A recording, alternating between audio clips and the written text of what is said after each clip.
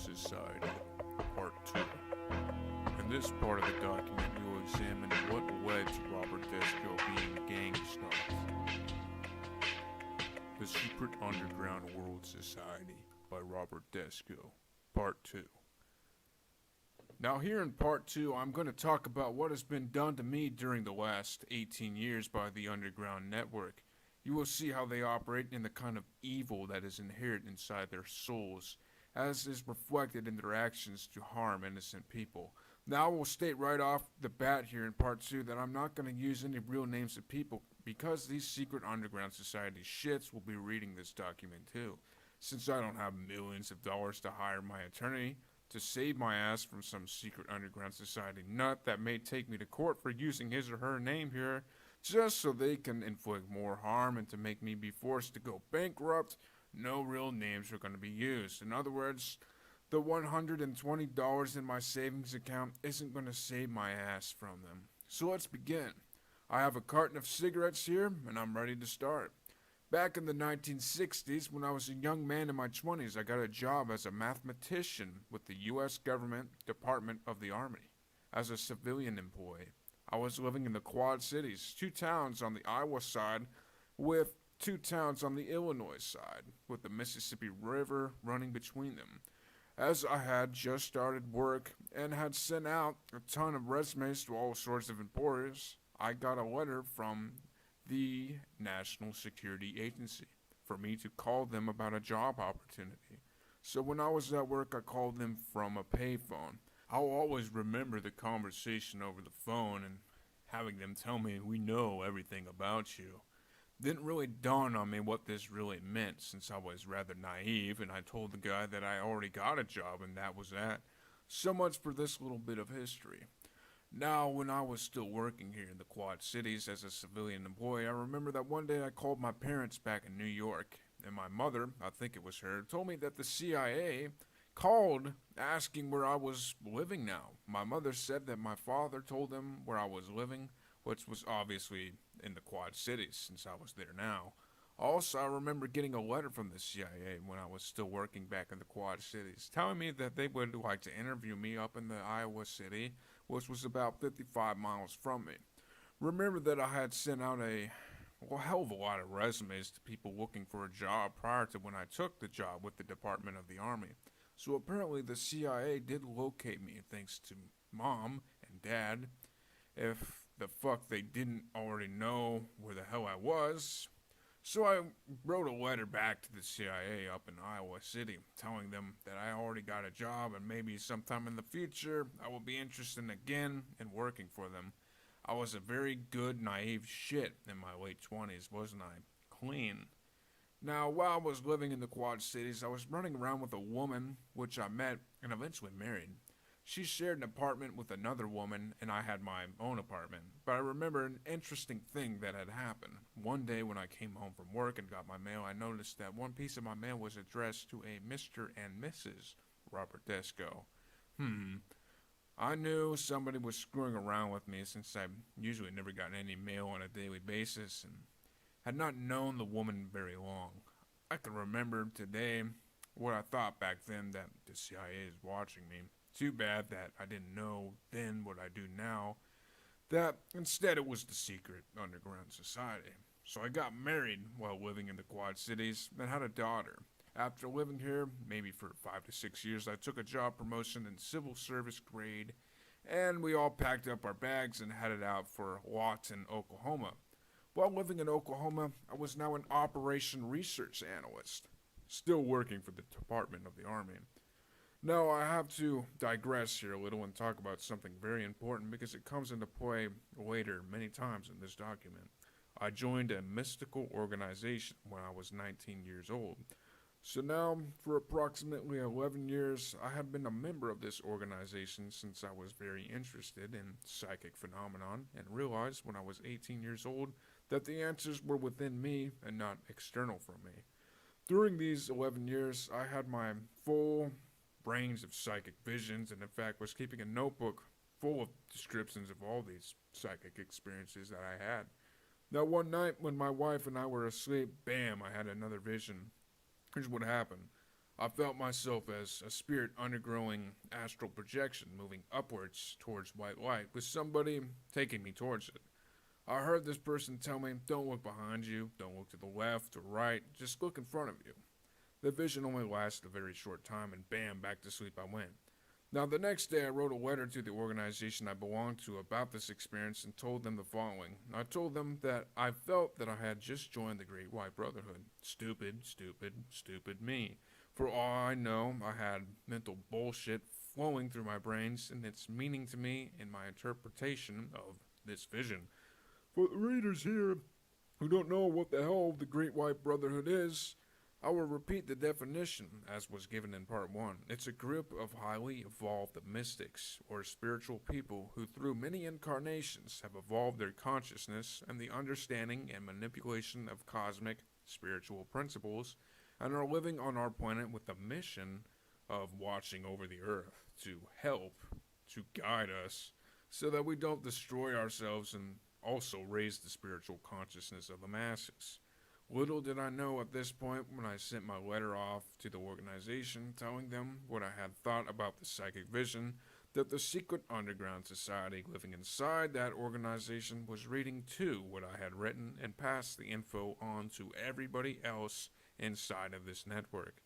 So you see, these nuts inside the secret underground world society at this time thought they had caught one, a member of the Great White Brotherhood. I didn't know what was going on at this time. It took me many years later to discover this thanks to all the big mouths of these people. These fuckers are obsessed with the psychic realm, as you will see later in this document. Actually, I equate the secret underground society to the New World Order network and also to the Antichrist network. They are all interrelated, but I digress. Enough for now. If this seems unbelievable to you, sorry it does, but I don't apologize for it because this is how it is. We left Oklahoma shortly after living there for about a year, and I took a lateral transfer, still as an operations research analyst, to another department of Army base located outside of Tucson, Arizona. We lived in Tucson, and I commuted by bus to work. We bought a house in Tucson, and after maybe a year to a year and a half, I was undergoing divorce proceedings. Now, at this time, I got a grade promotion and was a mathematical statistician.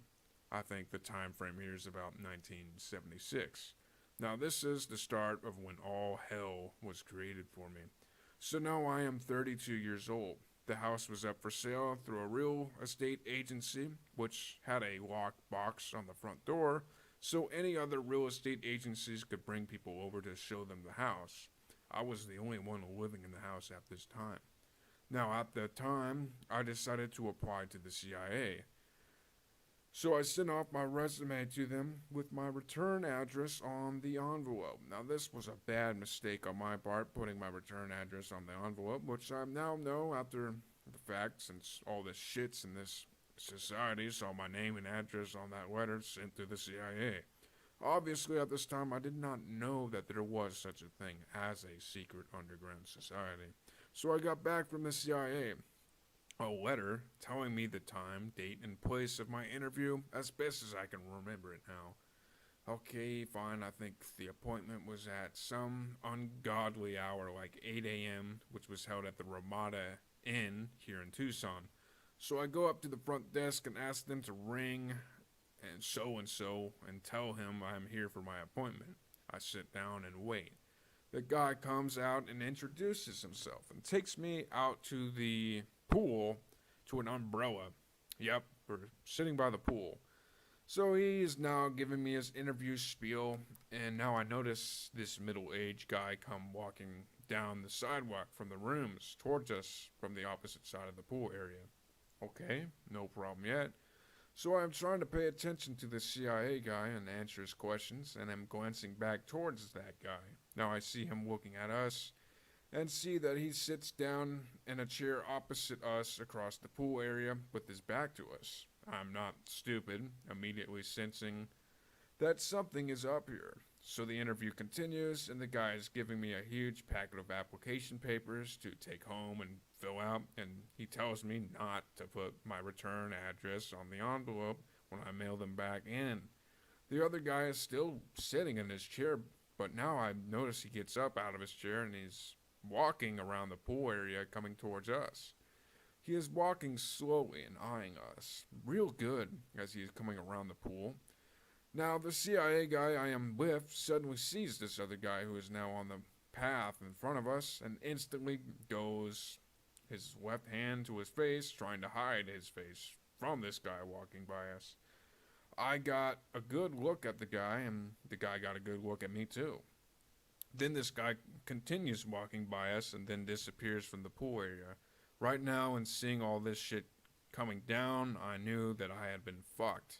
I said to myself inside my head, shit, there is an espionage network working inside the United States. At this time, I had no idea on how big it was, and many years later discovered it was the secret underground society at work here. Now the interview comes to an end, and I go home. Now we come to the next step in all of this history. Besides me filling out the application, which I did and sent in, I had to take a written test at the local university here in Tucson. So I had to show up at 8 a.m. for the test. I got to the building in plenty of time, and in fact was the first one there, so I was walking around the building killing time.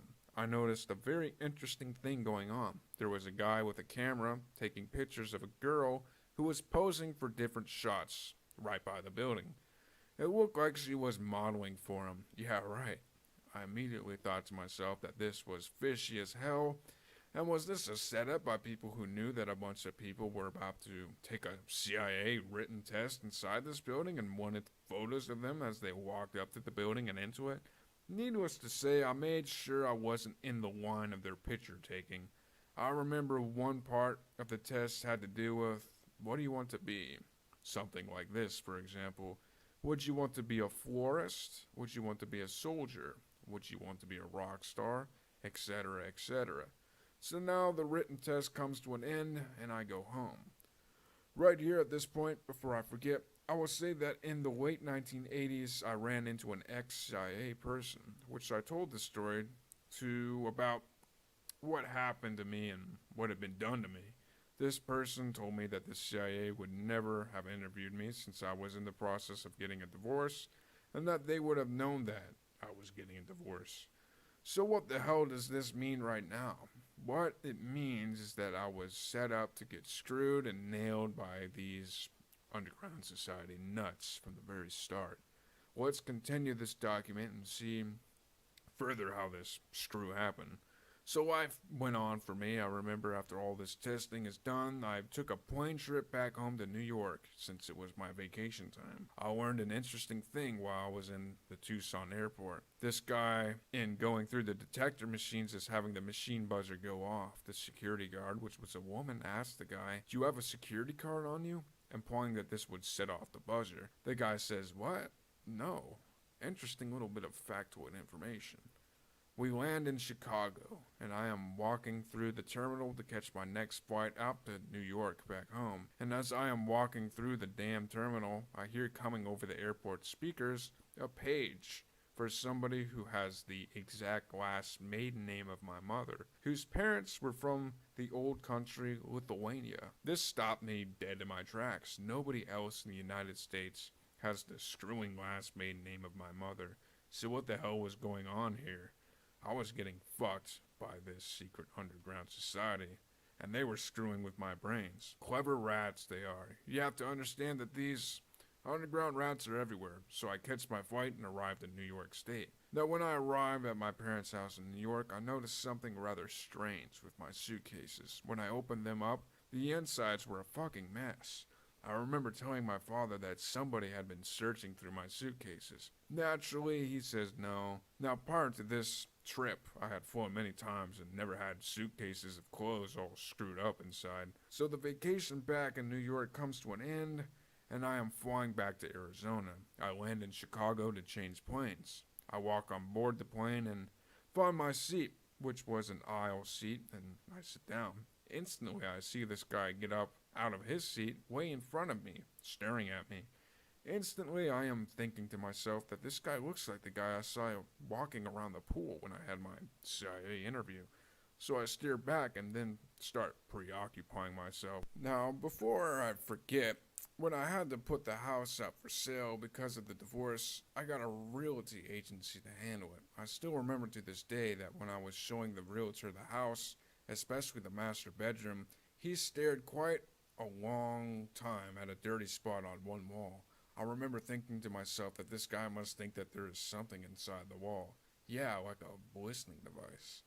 Okay, so in a couple of days, this realtor drives up to the house again, but because he said he was bringing one of his realty helpers with him to look over the house again, I walked to the front door, standing there inside the house, waiting for them to ring the doorbell, when I hear through the door the first guy who came to the house originally says to the other guy, "Let me do the talking." So I let them inside, and sure enough, the first guy is keeping me preoccupied downstairs, talking to me as he tells me the other guy wants to look over the house.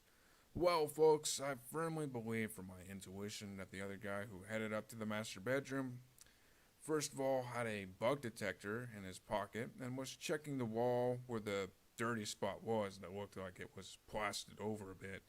Naturally, being the talkative soul that I am, after the second guy got done looking over the house and we were all bullshitting, I told them that I had applied for a job with the CIA. The second guy's mouth contorts when I tell them this. Naturally, they already knew this, the two of them, considering what I now know at this present time in 1994. So they left and life went on. So in the following weeks, life went on. Now what happens is that one day when I came home to an empty house up for sale because of the divorce going on, I noticed that my stereo receiver had its station changed from where I had it placed. Also, I noticed that the thermostat setting had been changed slightly too.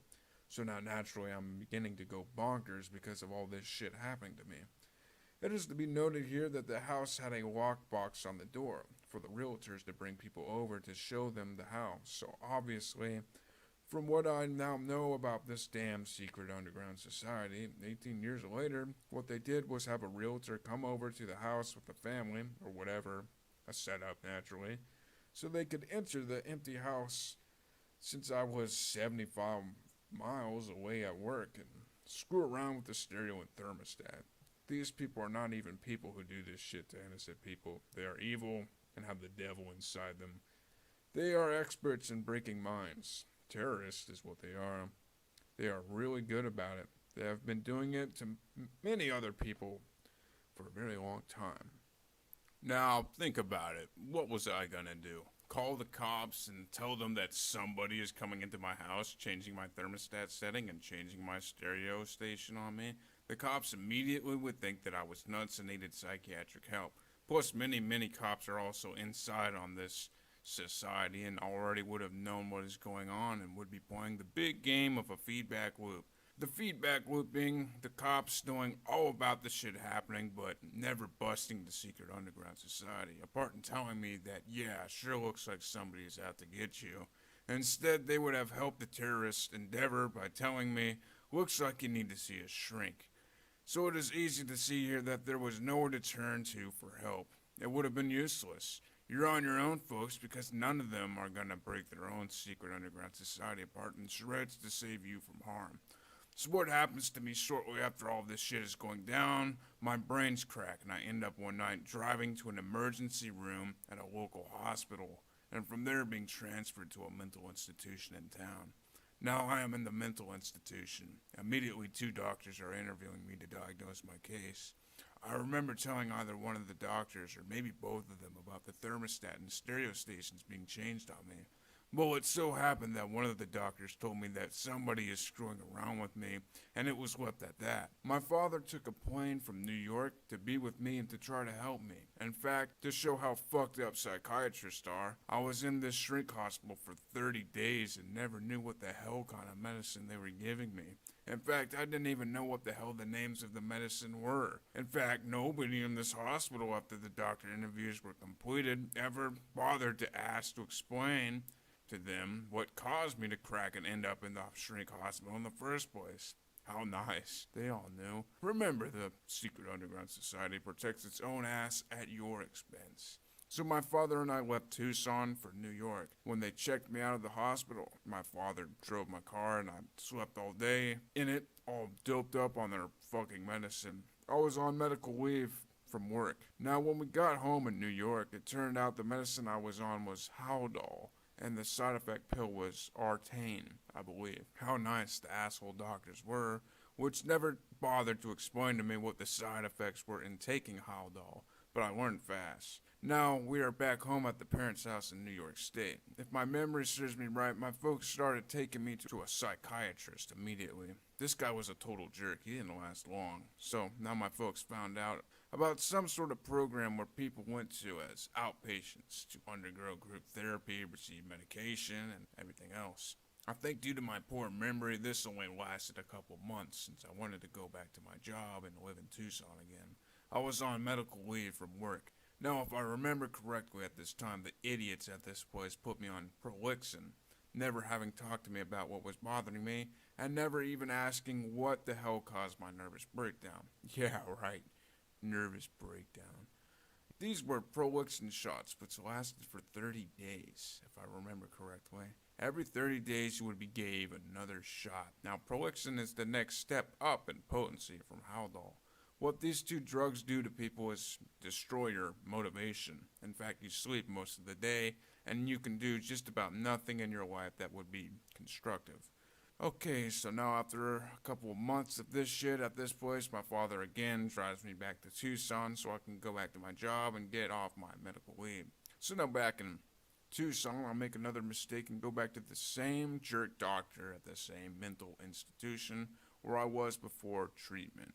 Now this time the doctor is following up with giving me the Prolixin shots, which turned me into a zombie. This shit never tried to put me on a different medication that would have been less potent so that I could function as a human being. This went on for maybe a month or two, and I ended up getting reviewed by an army doctor as a civilian, and then immediately was kicked out by being placed on permanent disability.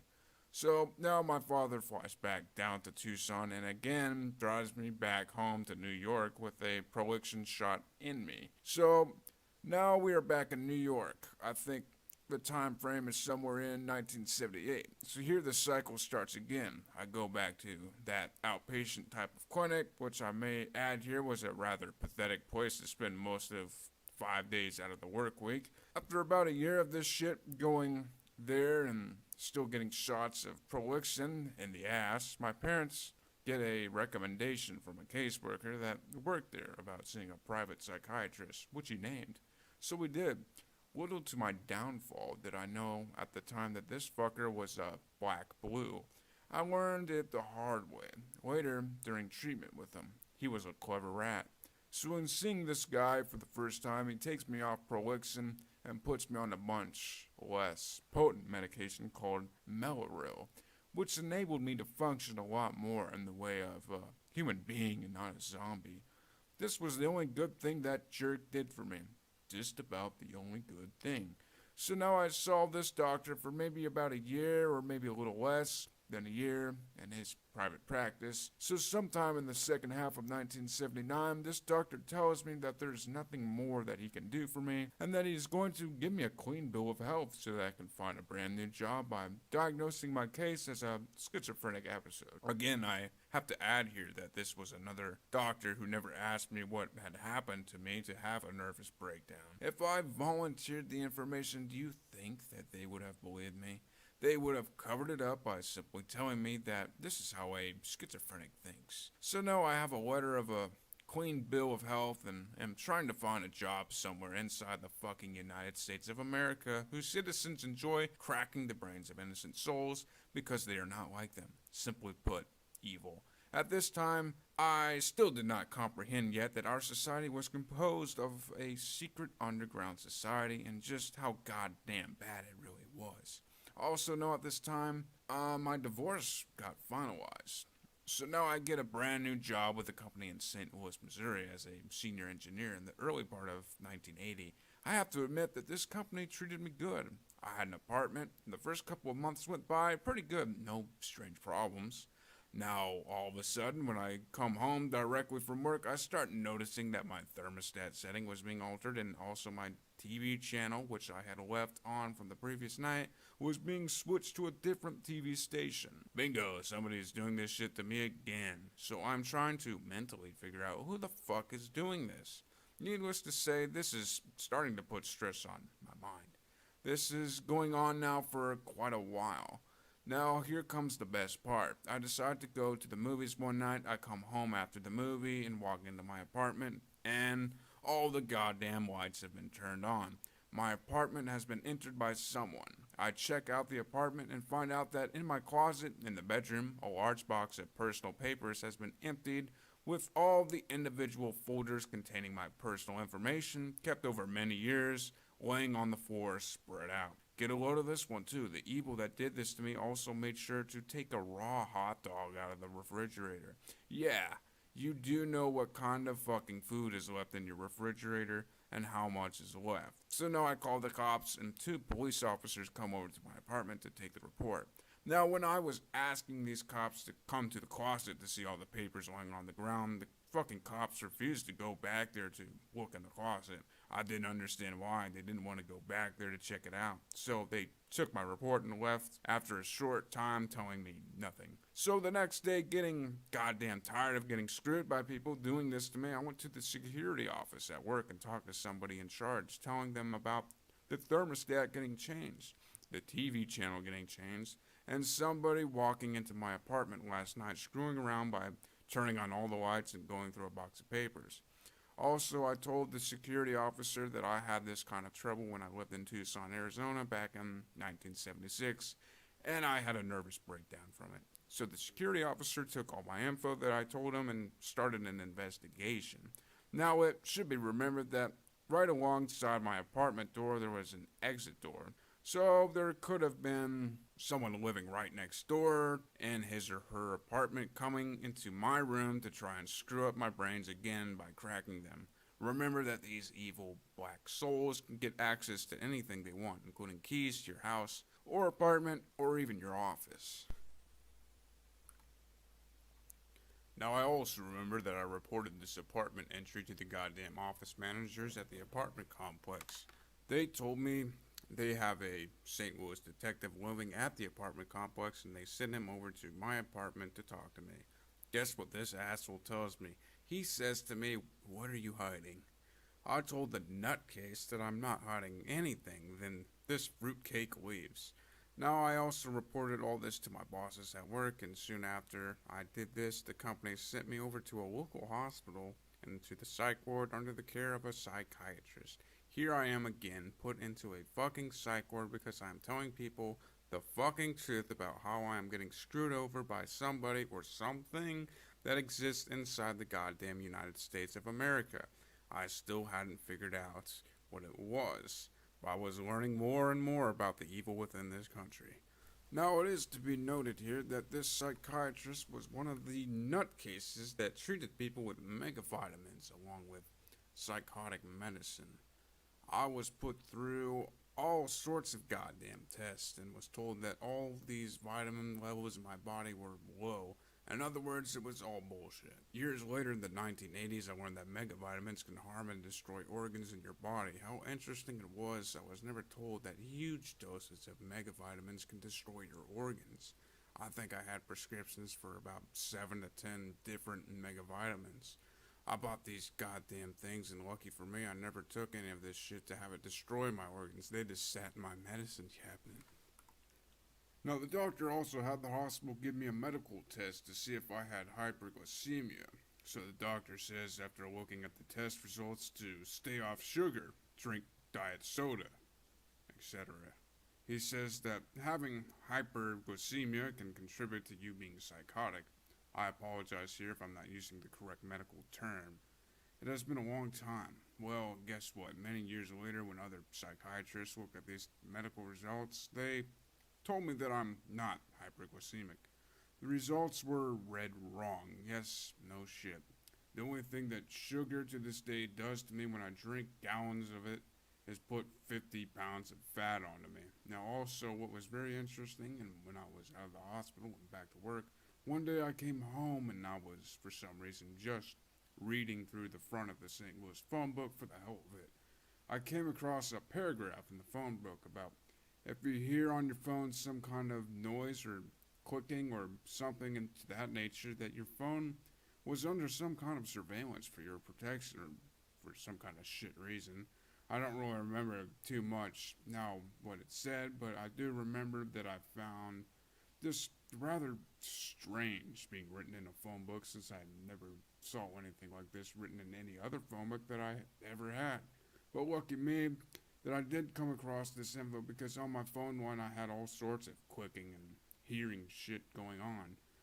So it did make me think that I was wiretapped. One day, which I still remember, I called my father, and right after he picks up his phone in New York State and we start talking, I hear this damn clicking on it, and I told him, these stupid assholes have me bugged when I am the victim of shit happening to me, and even after I reported all this to the security office at work. What the fuck did the agency investigating this case think? That I was making all this shit up and had to wiretap me? Hell. Oh, and by the way, the security office at work never did inform me whatever came of the investigation. In other words, it all got swept under the rug and ignored. Of course, it's going to get ignored, and for a very good fucking reason. The secret underground society protecting itself from exposure. Now, during this time frame, another interesting shit thing happened to me. One day I got the urge to check the threads on my tires of my car. I discovered that one tire was slashed right inside the grooves. That was an excellent place for the black insects to place the cuts, inside the grooves. A location that you would never think of looking at, would you? So after finding this out, I drove over to the mall and got a new tire. They prorated the cut off the tire, which helped a little. Nice try. They hoped I would have a blow up and kill myself. Too bad. They lost again. Now we are getting into the psychic realm here again during my stay in St. Louis. I lasted only about 3 years in St. Louis before I left to go back home again. I left St. Louis sometime in the middle of 1983.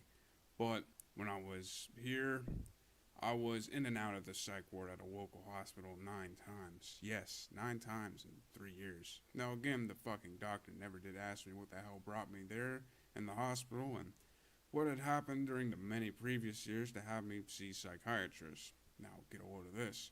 When I was in the psych ward, one time the doctor, as he is leaving my presence and walking away from me, mutters under his breath to me if I can see into the future, as he rounds a corner walking into another room. Yes, this was said to me. No shit. Next revelation, I run into this woman who is married in St. Louis, and when I am in the presence of this woman, she pours out of her mouth in front of my face, "The whole world knows about you. I think you're the only one of your kind. Thanks for the info you gave me," I say to myself now, because when she blurted that out, it was in reference to her telling me that we, and the whole fucking world, know that you are a member of the Great White Brotherhood. Remember that earlier in this talk I had said that I wrote a letter back in the 1970s to a mystical organization which I belonged to, telling them about a psychic vision I had one night, and whereby I thought that I had been initiated into the Great White Brotherhood? Also, do you remember earlier in this talk that I said that my brains and my interpretation of this psychic vision for sure screwed up my interpretation of it? So obviously, when all of this blurted out of this woman's mouth, now I know just what the fuck is happening, and just how bad this goddamn underground is that exists in the United States of America and throughout the world. Another part of the puzzle was given to me by this woman. Next revelation. Since I was in St. Louis during this time frame, I was still a member of this mystical organization and was attending one of our meetings one night. There was a woman member who had apparently only been a member for maybe about 1 year, who came up to me and sat down alongside of me and started to chit-chat with me for a little bit. I never did like her and felt uneasy about her being next to me. Well, it was for good cause. All of a sudden, I hear her psychic voice inside of my mind and immediately shut my eyes and hear this fucking woman ask me psychically, what is the meaning of the triangle? My higher psychic self tells her as my eyes are closed that, I don't know. Then she stopped physically probing me and I opened up my eyes and got up and left her presence. Again, the goddamn bastards gave me another piece of the puzzle. Now I knew what this underground society was trying to further do to me. They were having their fucking psychics try to probe me to steal everything psychically that I knew. How lucky for me that the shit got nowhere. I also had figured out that this unethical woman psychic came from what I have earlier talked about in this document as being from the black-red side of this secret underground society. Now, well, I was in St. Louis during these 3 years. That doctor I had talked about earlier had also had me trying all sorts of psychotic medicine in conjunction with all the mega vitamins and having no sugar. I was even on the L'Occitane, another psychotic medication. How holy. Nobody in the secret underground society told me what the fuck and why the fuck all this shit was happening to me, but instead pumped me up with psychotic drugs and put me inside psych wards, telling me I got a psychotic problem when actuality I never had a psychotic problem until they cracked my brains on purpose. So now I am back on Prolixin, and my father flies to St. Louis, Missouri to drive me in my car back home to New York since I was put again on permanent disability in the later half of 1983. Okay, now I am living back in New York. What I will cover next in the following paragraphs is the time frame from the second half of 1983 to the middle of 1991. Okay, so now when I get back home, we go see the same doctor that I had just before when I left to take the job in St. Louis.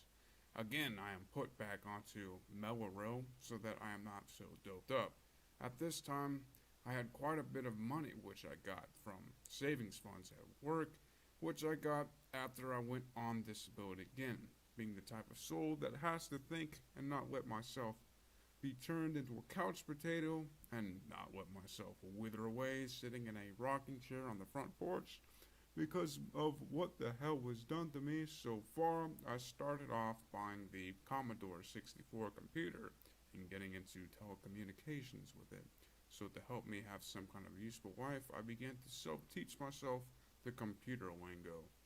After a while, I moved out of my parents' house into a one-bedroom dump apartment, which I could afford on my disability pensions. It was unfurnished, and my mother helped me to buy furniture for the apartment. Also, at this time, I bought the Enigma 1000 computer and was learning some good stuff about it and was doing telecommunications on this computer too. I also had the Commodore 64 set up in this apartment as well. Now right here I will mention that I found out that the kitchen table that we bought had a bug installed on it. I'm not going to tell you how I found out, since you surely wouldn't believe it, since this whole fucking document is hard to believe to begin with, unless you're one of the asses in the Secret Underground Society reading this document, which automatically knows that everything I have said thus far is the goddamn truth. Remember that kitchen tables are a favorite spot for them to put a bug on. Now, after discovering that the table had been bugged, I decided to leave it there by simply keeping the table in the apartment. Naturally, one had to watch what was said while in the apartment, especially not saying anything of any importance about any psychic revelations. Remember that these black American insects inside the Secret Underground Society are obsessed with stealing from you and anybody else psychic information which you may know about. Now, obviously, my two phones were tapped also. Do you think that they are just going to bug the apartment and not wiretap the phones? Hell, of course not. All done illegally. Isn't the illusion of freedom great?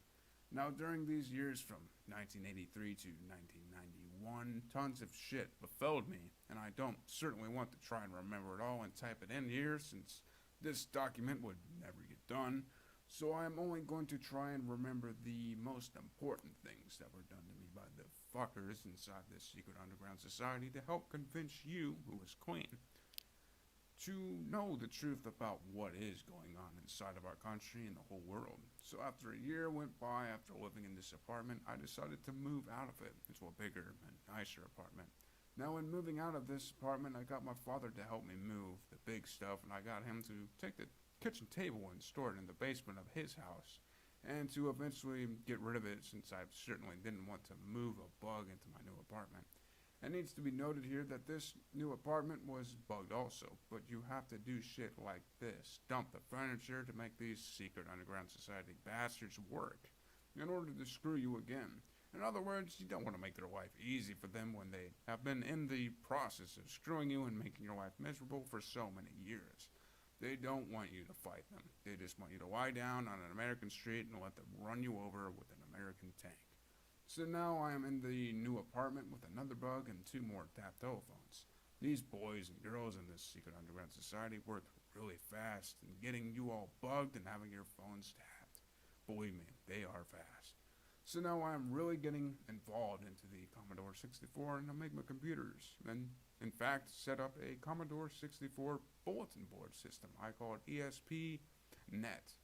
Now on my bulletin board system, I had a bunch of old Commodore 1 meg drives, which were called SFD 1001 drives. These pieces of junk would break down quite a bit and would have to be repaired. So now get ready for me to describe the next screw given to me by these black American souls inside this secret underground society. There was a company that repaired SFD 1001 drives, and not too many places did because they were obsolete drives. So one of my drives needed to be repaired, and I shipped it out to the company in the United States. To make a long, complicated nightmare short here, when I finally got the drive back, which they said was repaired, I hooked it up, but guess what? It was still out of alignment and didn't work. Screw number 1. But wait, I'm not done. Screw 2 is coming. I discovered that with my predicament in life and fighting these secret underground society bastards 24 hours a day, I had to check everything that I could possibly check. So I turned the SFD 1001 drive over on its back to see if I could unscrew the 4 screws holding the bottom of the case to the top. Guess what? All 4 screws wouldn't budge. The goddamn bastards used a Loctite on all 4 of the screws. Yep, and I paid for this too. I was so goddamn mad I threw the drive out into the garbage. Now we come to another computer repair job. You remember the Commodore 1541 drives? Well, I had a bunch of these drives too and decided one day to take it into a shop and just for regular maintenance. I found out that this shop that they were subletting out some of the Commodore work. I got my 1541 drive back and ran it to see if it worked. It did, which was good. Are we getting ready for another screw here? You bet. So I turned it over on its back to see if I could unscrew all 4 screws. 3 of the screws would loosen up, but the 4th screw wouldn't budge. Lock tightened again. The fuckers used a Loctite on it again, so I had to bust the head off the screw to be able to open up the case if I ever needed to bring this 1541 drive into anybody else's shop for repairs. The guy who pulled this screw on me was very clever. Only 1 screw was Loctightened, not all 4 from the other place. Now, needless to say, I wrote letters to Commodore telling them what these 2 repair places had done to me and my Commodore drives. Commodore wrote back and told me that they were going to make an investigation. I never did hear anything further about it. Too bad that after the secret underground society fucks you, that you have to fight them back. In other words, you let them roll that American tank right over you, killing you. But remember, when you try and nail them for screwing you in life over and over, they block it, whereby they never get caught for screwing you over. This is the way of the cockroaches. Next example in catching them. When I was running my Commodore bulletin board system, I was reading my email and going through the posted messages, checking them out. This new user who just joined left a bunch of shit posts on my bulletin board and in my mailbox. In my mailbox, I get from him mail that says, quote unquote, everybody hates me. Also, he posted a bunch of garbage, almost right on the verge of threatening me. I was furious, needless to say. Another part of the secret underground society puzzle given to me. He used a handle when he did all this shit, and I just accessed his real name and address from my records and got him. I called the cops and talked to them about this problem, and then I sent him a postcard telling him to stay away from me and my bulletin board system because I will have you arrested if you don't. Needless to say, he disappeared real fast. Next example in regards to the piece of the puzzle. I had to go to family child support a couple times out of the years since I was divorced and now had a daughter. So I had an attorney. Now, in regards to one of the times when I had to get help from the attorney and I was in his office, I was pretty well pissed off in regards to all the shit that I knew now about this secret underground society, what they were doing to me and ruining my goddamn health in the process. So now, don't get me wrong, this having to go to family child support court had nothing to do with the underground society. There were only two lawyers in this establishment who had offices side by side with the secretaries located right out in front of the offices who were able to hear everything that was said in the offices since the goddamn doors were open to the offices. So I blurted out to my attorney the following. What the hell are they going to do to my daughter? The same thing they did to me? Make her schizophrenic too because she is psychic? He said nothing. Instantly I hear and see one of the goddamn secretaries get up from her desk outside the office and rush over to the attorney's office next door, whose door is also open. I hear her say to him, "There are two of them." Then I hear him say, "I heard it. Fucking good thing that God still has let me have pretty good hearing." Bingo. So another piece of the puzzle about being members of the Great White Brotherhood. So who do you think is a schizophrenic? The one that the secret schizophrenic society is made up of? Or made schizophrenics are all of them? Next example. Now on another occasion when I had to go to family support court again, I was sitting in the waiting room, waiting to see my attorney. This guy comes out of the other attorney's office and looks at me and is muttering some kind of shit to me, and he turns to me and drops a stack of papers he was carrying onto the floor at the bottom of my feet, telling me as he looked at me that the FBI always gets its man, as he proceeded to blurt out of his black soul that he is an ex-FBI agent. Another piece of the puzzle was given to me and verified by him. Look, I already knew that the fucking black American insect souls that run and own our country had made a phone call to their kind inside the FBI and that the bastards were trying really hard to dig up any kind of false shit on me to put me away in prison. You see, according to how these schizophrenics work, you crack the Great White Brotherhood's brains first, hope he dies, and when he isn't dead, then try to stick him into prison next, because he poses a make-believe threat to them, and further if you can't put him into prison for life, and then the next step by seeing if you can get him committed into a state mental institution for life. What a goddamn joke on them trying to get rid of an innocent soul that isn't even a member of the Great White Brotherhood. A soul that had just been experiencing a vision in 1976 approximately, and wrote a letter about it to some schizophrenics in a mystical organization. Now after this had happened to me, I knew then that I needed to try and use the Freedom of Information Act to get the records on them from the FBI, and then sue them, the fucking United States government, run and owned by Satan. Also, I knew that I had to get any records from any other goddamn intelligence agencies, such as the Secret Service. That would have trumped up false information on me to fucking take away my rights as an American citizen. But unfortunately, I was beginning to run out of any additional savings that I had left after buying tons of different computer equipment. Also, I knew that if I ever did get any records, that the papers would all be blackened out, so I wouldn't be able to know what they had falsely said about me. I might be slow, but I'm not stupid. Next example from personal experience. I would go to the mall quite frequently. One afternoon when I was walking through the mall and had just decided to go through the entrance of one of the shops, I turned to my right and spotted this guy dressed in a dark suit who was following me, located by a circular book stand. When he saw that I was looking his way, he immediately ducked his head and looked away from me into the book rack and picked up a magazine, immediately trying to make himself look like just any other kind of person in the mall. Bullshit. So the nuts like to put tails on you too. Another example. Late at night I would drive to a restaurant and sit down at the counter having coffee and talk to the waitresses, which I thought were kind of nice.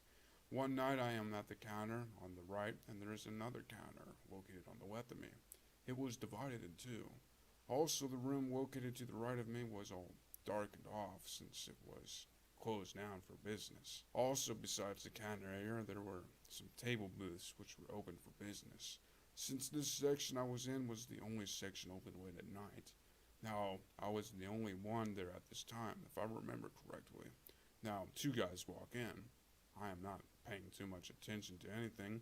After about 3 minutes, I look over to my left to see who has sat down at the other counter. There is this guy who has ordered something. Well, where is the other guy? Now, for some reason, I look to my right and I spot the other guy sitting at the closest booth in that darkened room that was closed down for service.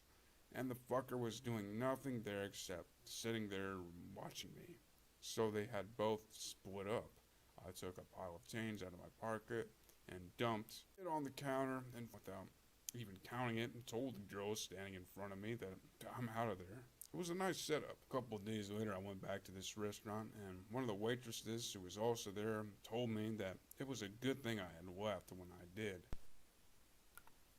One evening, I went to a different restaurant, and as I'm being seated down by the waitress, she was straightening out my napkin and eating utensils, and she says to me very softly that I just missed a knife and to be more careful. Now, I am positive that this was some other occurrence which occurred somewhere else and not at the other restaurant, which I had talked about in the previous paragraph. I have a pretty good idea where I missed getting stuck with a knife and who it was who missed me with it, but I will just let it pass by here. So by now, the reader here should realize that I had people in this secret underground society who were on my side feeding me information and hopefully looking out for my ass, or more preferably my body, which houses my soul. Listen, the ones who do this kind of shit to you are the black, blue, and black, red ones. Now I'm going to talk about dentists and how a goddamn dentist got me by screwing up my teeth. I had this dentist, which I will just call Dentist X. I was going to see Dentist X for a while, getting my teeth cleaned and getting them checked. And turned out that the hygienist or dental assistant that was checking my teeth also was checking my teeth for any problems. It turned out after a long time of this that I started getting pissed off because Dentist X was not checking my teeth for problems, and in fact I wasn't getting any more x-rays done on my teeth to check out what was going on. In other words, I was paying the office for checking my teeth and they were not getting checked by the right person.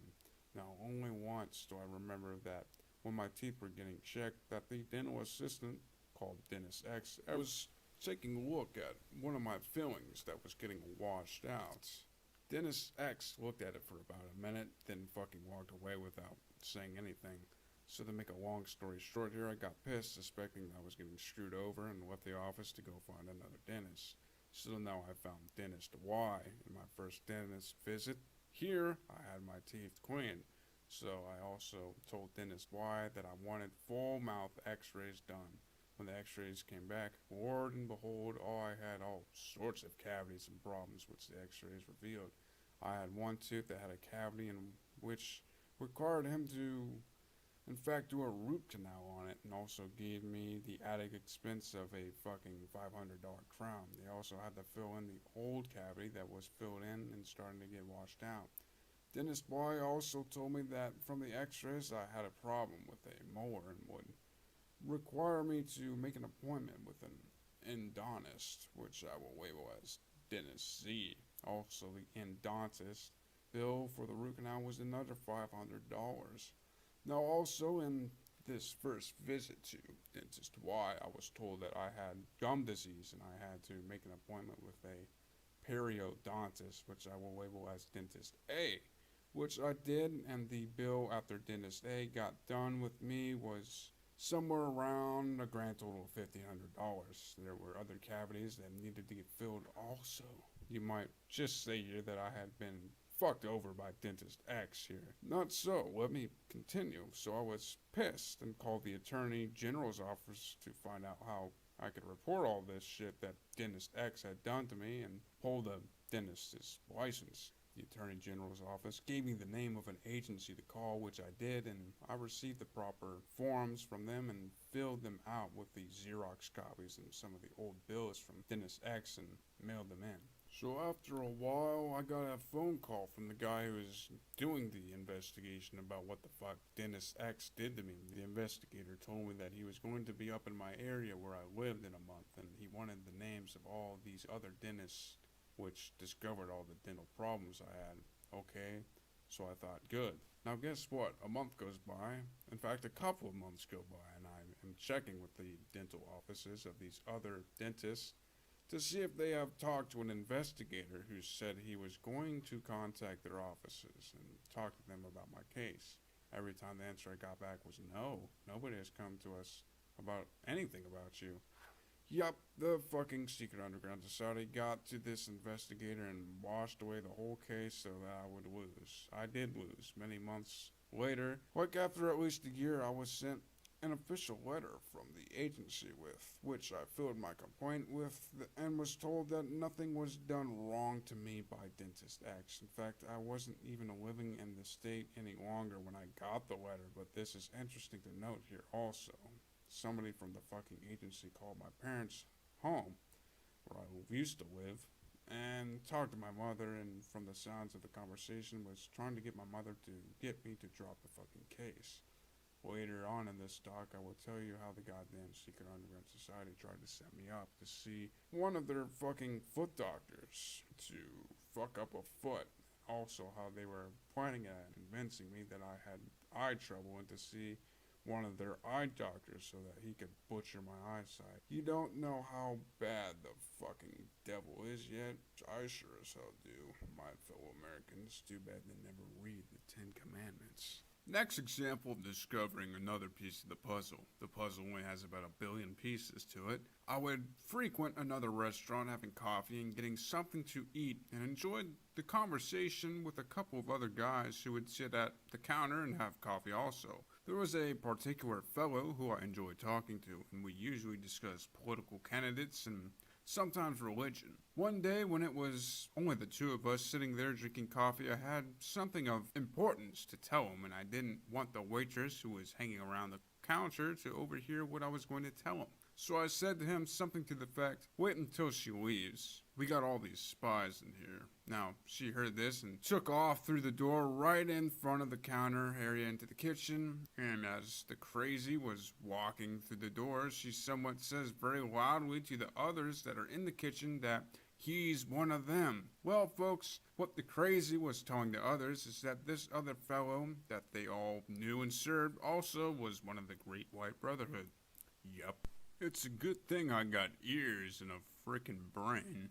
Later on in this document, I will give another example of this kind of thing whereby these cockroaches were thinking that if they watched me close enough that I was going to give them names and addresses of Great White Brotherhood members so they could kill them and maim them. This is really humorous for me since they are all wasting their time since I know nobody who is a member of the Great White Brotherhood, and I am certainly not one myself. This cockroach American problem goes all the way back to that stupid letter I wrote to a mystical organization in reference to a psychic vision I had, which I have already talked about earlier. As I have said earlier in this document, that one of the things that these crazies are obsessed with is in obtaining, stealing, psychic information and destroying the Great White Brotherhood. It gives you a warm, holy feeling inside your heart, doesn't it?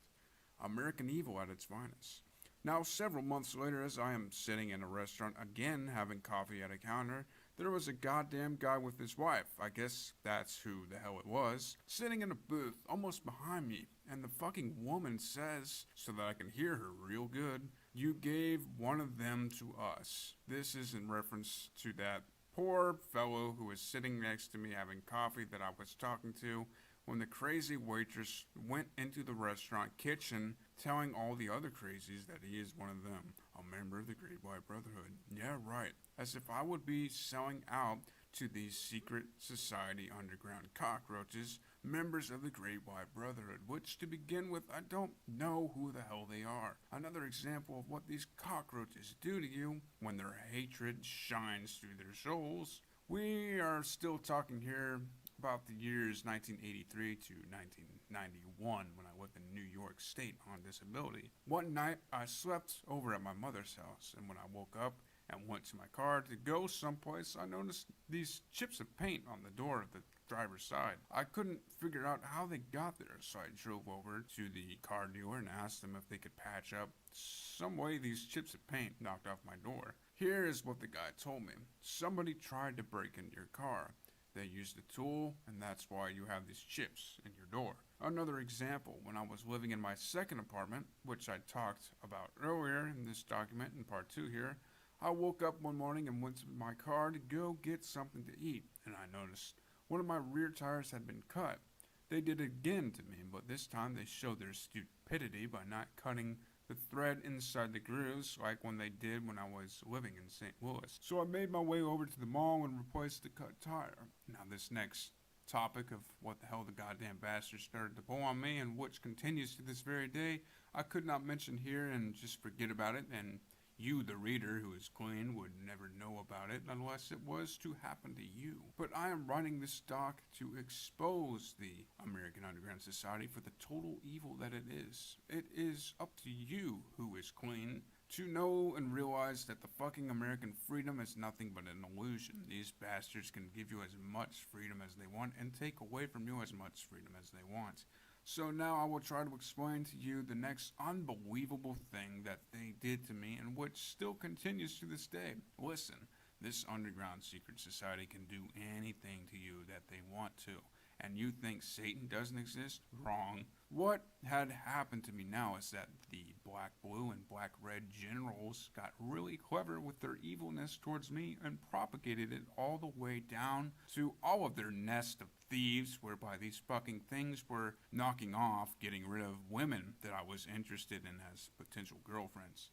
I know it sounds confusing. For instance, I would perhaps be in a store and notice a nice, attractive woman and see that she wasn't married and start chatting with her. While I would be chatting with a woman, asking her out on a date, I would notice these fucking underground society jerks hanging around us, and as we talked, making sure that they got an earful of what was being said, as they nonchalantly would be either looking up at the goddamn ceiling in the building or someplace else. Now, when I would go back to wherever these women were working, either at the malls and other stores in town, and even in other stores out of town, I started to notice that these very nice personified women were never to be found again. They were always missing right after I got done talking to them about going on a date. You couldn't find them anywhere. So now I begin to realize that these fuckers in the secret underground society were stealing these very nice women. In other words, they didn't want me to have a girlfriend. So what was happening was that the managers, the store owners, were firing, getting rid of these very nice women. No, I am not nuts. Let me continue some more here, and I will tell you more of what I found out about what they were doing to me, and I will then let you learn about how evil these Americans are. Sometime after discovering this, I went to a mall. As I was walking into a bookstore, I spotted two of these black American slime balls. When you have been through all the hell and shit I have been through in this country, it gets really easy to smell them a mile away. So I went to the opposite parallel aisle of books, then was standing right opposite them, with the book rack separating me from some guy and probably his slime ball wife. Immediately I hear the slimeball wife say, "We are going to take them from you." This is in reference to the women that they had been stealing from me and getting rid of them so that I could not get tied up with a female. These two black things spotted me really fast. Like I told you before in this document, they know everything about you, how you look, where you go most of the time, and everything else. Let me continue with this particular problem I'm having because it gets even more interesting and evil. Now, somewhat later after this incident of hearing them saying this to me and conferring and substantiating what I already knew and suspected, I went to church one day and heard the next thing come out of their mouth from them, right while I was in the church going to Catholic Mass.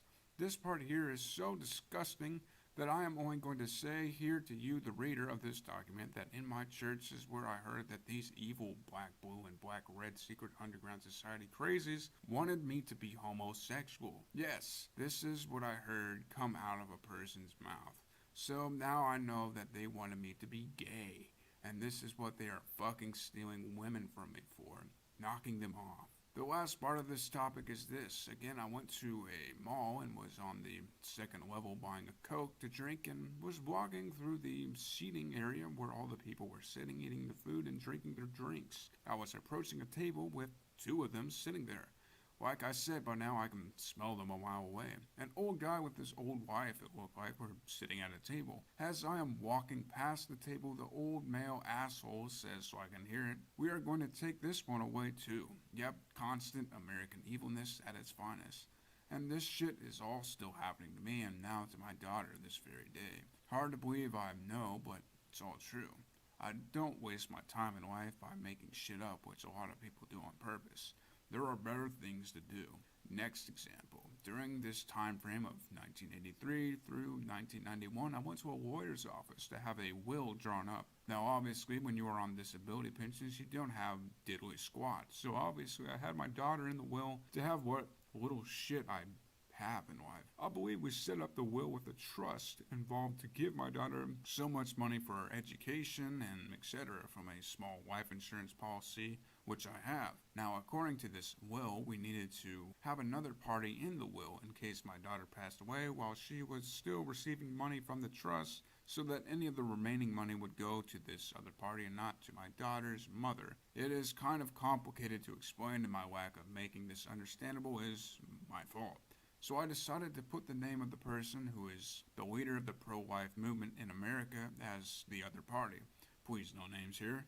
So now the shits in the lawyer's office told all the other secret underground society cockroaches the name of this person that I put into my will.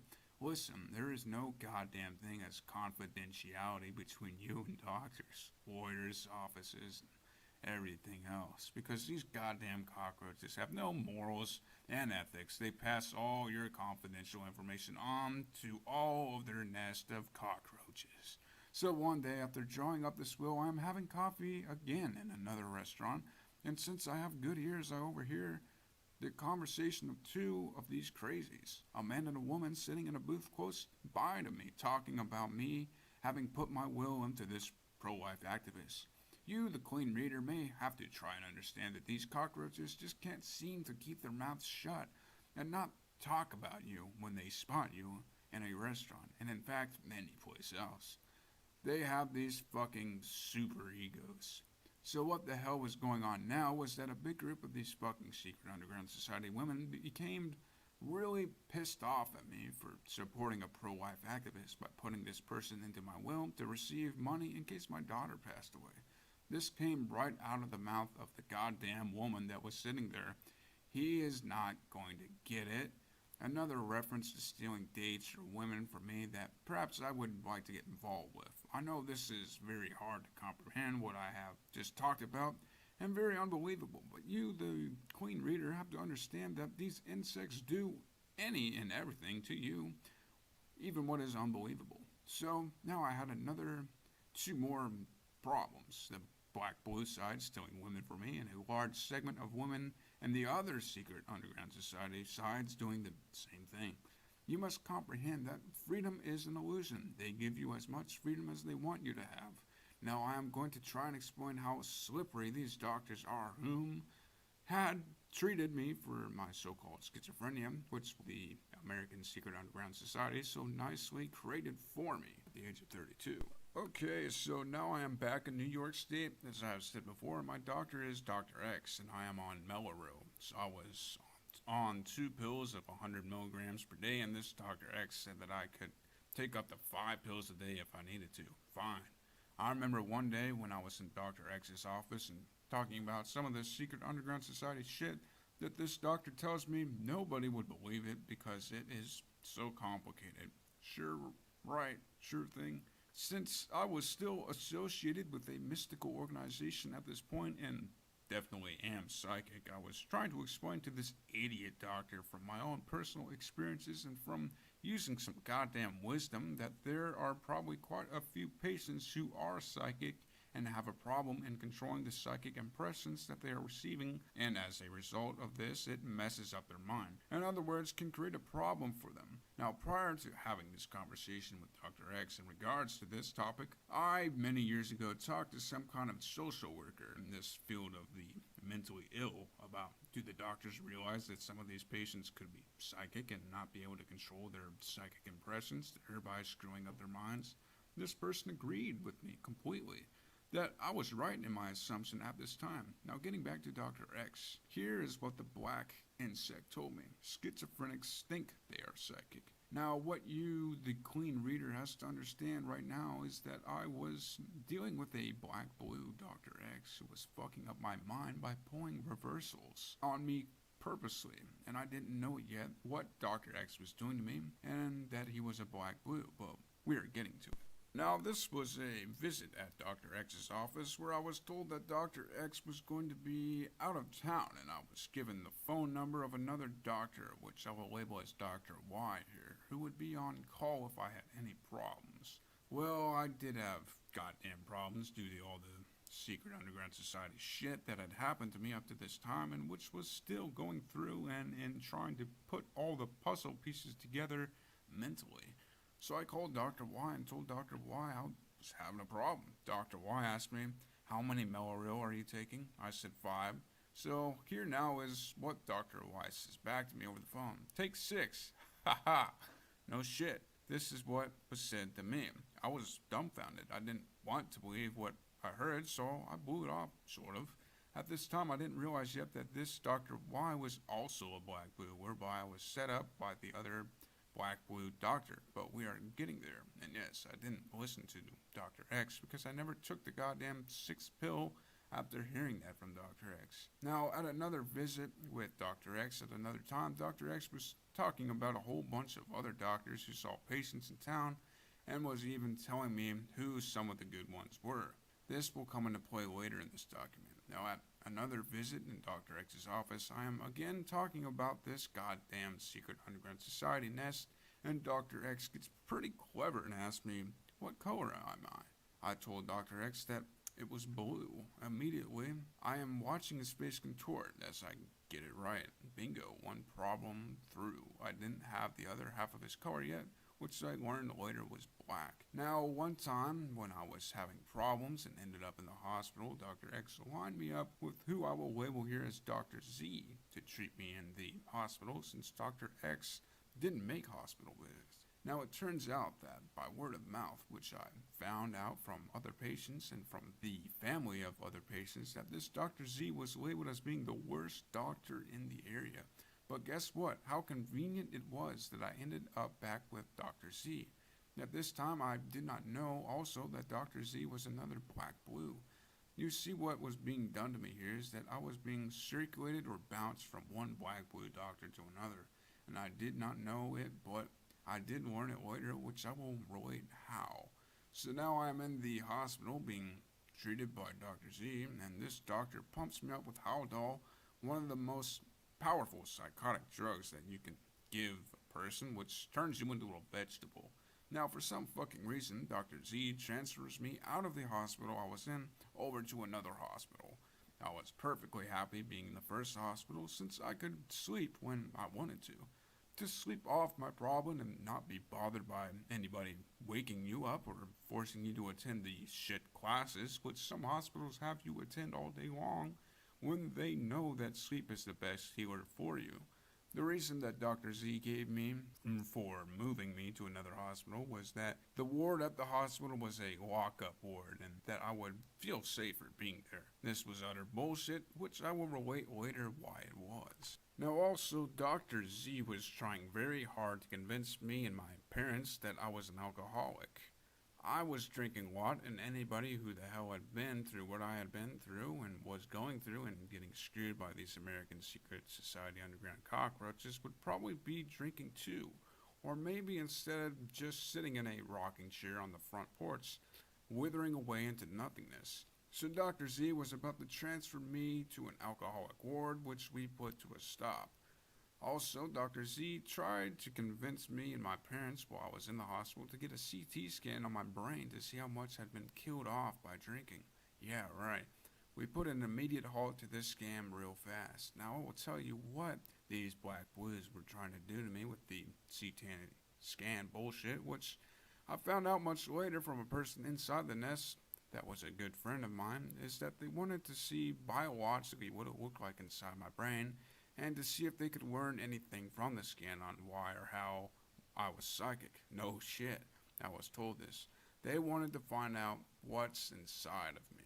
Again, I will say that these cockroaches are obsessed with stealing everything they can from you about the psychic realm. Now, when I was in this other hospital, which I had been transferred to, none of us ever did get to sleep during the goddamn day to be able to heal our minds, since the bastards had us all attending shit worthless classes all day long.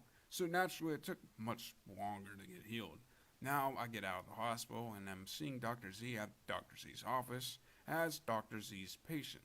Why did I change over to seeing Dr. Z? Hell, I don't know. I think it was because Dr. Z convinced me that since Dr. X didn't give Haldol shots, that I had to see Dr. Z at Dr. Z's office to get the goddamn shots. So once a month, I went to Dr. Z's office to get a shot. In other words, to get all doped up and not be able to function. Now, how Dr. Z operated, which I observed from seeing the other patients waiting to see Dr. Z and Dr. Z's office, was that everybody was on the most powerful psychotic medicine that there was. Everybody was getting shots of some kind. Dr. Z kept everybody all doped up because this way Dr. Z didn't have to monitor and regulate any other kinds of weaker medication. Yep, in fact, Dr. Z even told me that I would have to be on Haldol for the rest of my life. Yeah, right.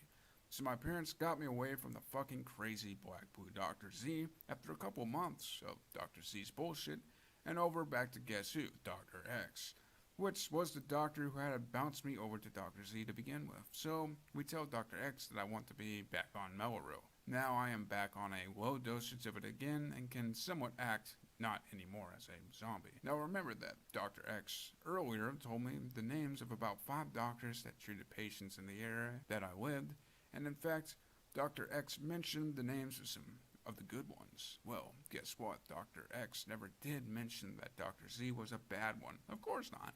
Got to keep me bounced between black-blue doctors. Now, getting back to these doctors that treated patients, which Dr. X was telling me about, if I remember now correctly, there were 2 doctors that Dr. X said were good. I remember that one of these doctors was the director of the psychiatric ward at one of the hospitals.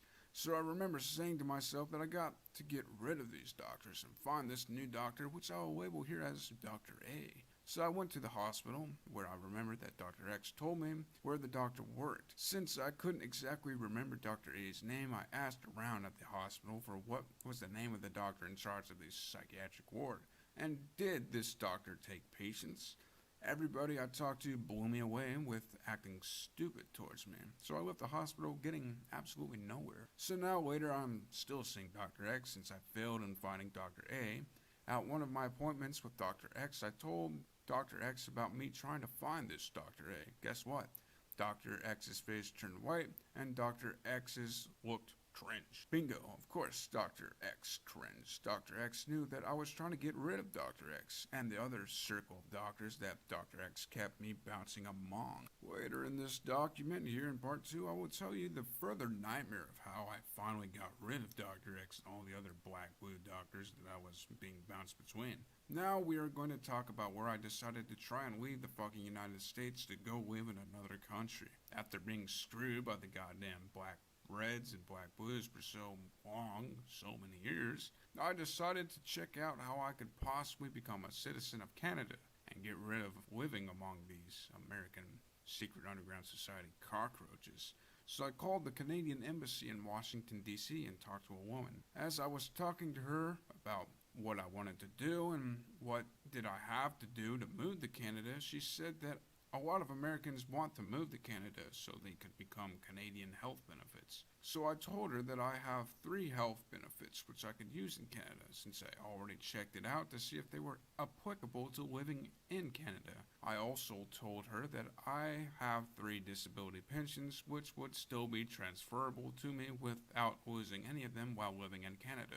So essentially I told her that I would definitely not be a drain on their society. So after all this, she asked me where I wanted to make my interview at. Something to this nature, she asked. She suggested New York City. There is a consulate there, if I remember correctly. I said no, that I don't like the city and would rather go to Washington, D.C. So she said okay and said she would mail me the required papers and for me to fill them out and mail them back to the embassy. So I got the papers to fill out and made a whole bunch of copies of all my college transcripts, awards, honors, disabilities, pensions, health insurances I had, and mailed everything to the embassy in Washington, D.C. Now, I got bounced around between the embassy in Washington, D.C. and the consulate in New York City. My memory about what was happening to me here is really fuzzy now. I believe after a phone call to the embassy, after I sent out to them a whole stack of papers, they bounced me over to the consulate in New York City. Made some phone calls to the consulate, and the goddamn woman I talked to had me so confused I didn't know what was happening now about my request to become a Canadian citizen. In fact, I think the consulate in New York City sent me the set of papers I got the first time from the embassy in Washington, D.C. to fill out. I did, and I believe I wrote a cover letter stating to the fucking consulate that I sent a bunch of additional paperwork about my disabilities, healthcare benefits, etc., already to the embassy in Washington. So I get back from the consulate in New York City a denial letter. I was refused. So then I called the embassy in Washington, D.C., I remember, and asked them what did they do with all of the additional paperwork which I had sent them to begin with. The bastards told me that they didn't have any paperwork from me which was sent to them. Yeah, I figured out real fast that I had been fucked again. Now, several months later, I heard out of the mouths of these black souls that what would they think if we let them, a member of the Great White Brotherhood, escape and flee into another country? So, in other words, they were implying that this secret underground society exists in other countries as well. Yep, unbelievable, but all true. I also remember after this that I called the embassies of a couple other foreign countries and they just blew me away with their requirements of either being married to a woman that was a citizen of their country or having lots of money and wanting to invest the goddamn money inside their country. Now, before I forget here, I also checked out Mexico about going there to live and stop being constantly screwed by these nut jobs. It turned out that it looked like I could have moved there because I had enough disability pension money in American dollars, which would have satisfied that being one of the requirements of moving there. So, since there are people getting killed there most frequently, I decided against that move. Now, what is important here is that again I heard come out of the cockroach's mouth through the grapevine the following: they don't want him either. I must be some kind of fucking threat to governments for my body and soul to undergo so much fucking hatred from so many black cockroaches, when me and my daughter have done nothing to anybody except try to live a normal and peaceful life. These black cockroaches in the secret underground society created their mental disease. And can you actually imagine this human race being allowed to travel to the stars to encounter other alien civilizations and screwing up those people with the human cockroach disease? I think not. You, the clean reader, if you have gotten this far in this document, want to propose to God to maybe stop this disease. Let's continue, for I digress. So, now many times I would hear from these secret underground crazies mumbling among themselves that he said this or he said that about the CIA, so I don't think he works for them. That's right, folks. These fruitcakes also think that I work for the CIA from the encounter with the CIA, as I told you earlier in this document. One day I work for the CIA, and the next day I don't work for the CIA, and the next day I do, and so on and so forth forever. These cockroaches that crawl out from under their rock are definitely crazy. I have gotten so pissed off at the shit that these cockroaches have put me through and ruining my health and happiness and them targeting my innocent daughter with their hatred that I would tell these nuts the following: why don't you wear color badges with name tags on your shirts that we all know what side you belong to? Moving on now. I moved out of my second apartment into a third apartment. Naturally, they bugged this one too. I remember coming home one night and I had a whole bunch of messages left on my answering machine, so I listened to them. They were about 5 shit messages left for me by the cockroaches. One guy's message said to me that we have to talk, call so-and-so. Yeah, right. Another message had music being played probably from the asshole's radio, and I can hear a guy saying to somebody in his house, he will hear it. As I listened to the message, this kind of American terrorism happened several times with them screwing around with their leaving shit on my answering machine. Their terrorism just keeps going on and on forever. So now I bought another computer. I bought an IBM XT. I also bought some add-ons for it, and one of the add-ons was a 60 megabyte backup tape drive, which cost several $100s. I took everything to a computer store to be installed and especially told them to let me know if the backup tape drive worked. Because if it didn't, if it was incompatible with my XT, I was going to send it back to whom I had bought it from and get my money back. So I get everything back from the computer store. Everything seems to be working fine. So now I decide to try out this tape on my backup drive. I read all the directions and the goddamn tape backup wouldn't work. It wouldn't work at all. So I tried for 4 hours playing with the XT and the tape backup to see if I could get it to back up the hard drive. I was only able to get the tape back up to work correctly and backing up the hard drive only once out of the 4 hours of time spent in trying to get it to work. So immediately I suspected I got screwed by a black blue cockroach that worked on it in the store.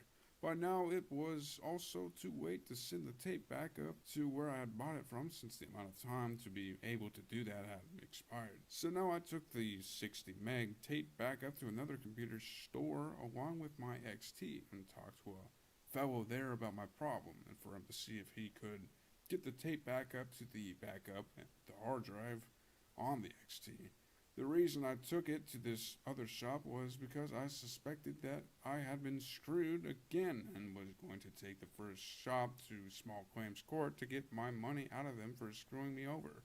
But I wanted this second shop to verify that the tape backup wouldn't work with my XT after the first store said that it did. The fellow checked everything out and verified that he was only able to get the 60 meg tape backup to work only once, just like what happened to me and being able to get it to work only once. So now I knew for sure I'd been screwed over on purpose again.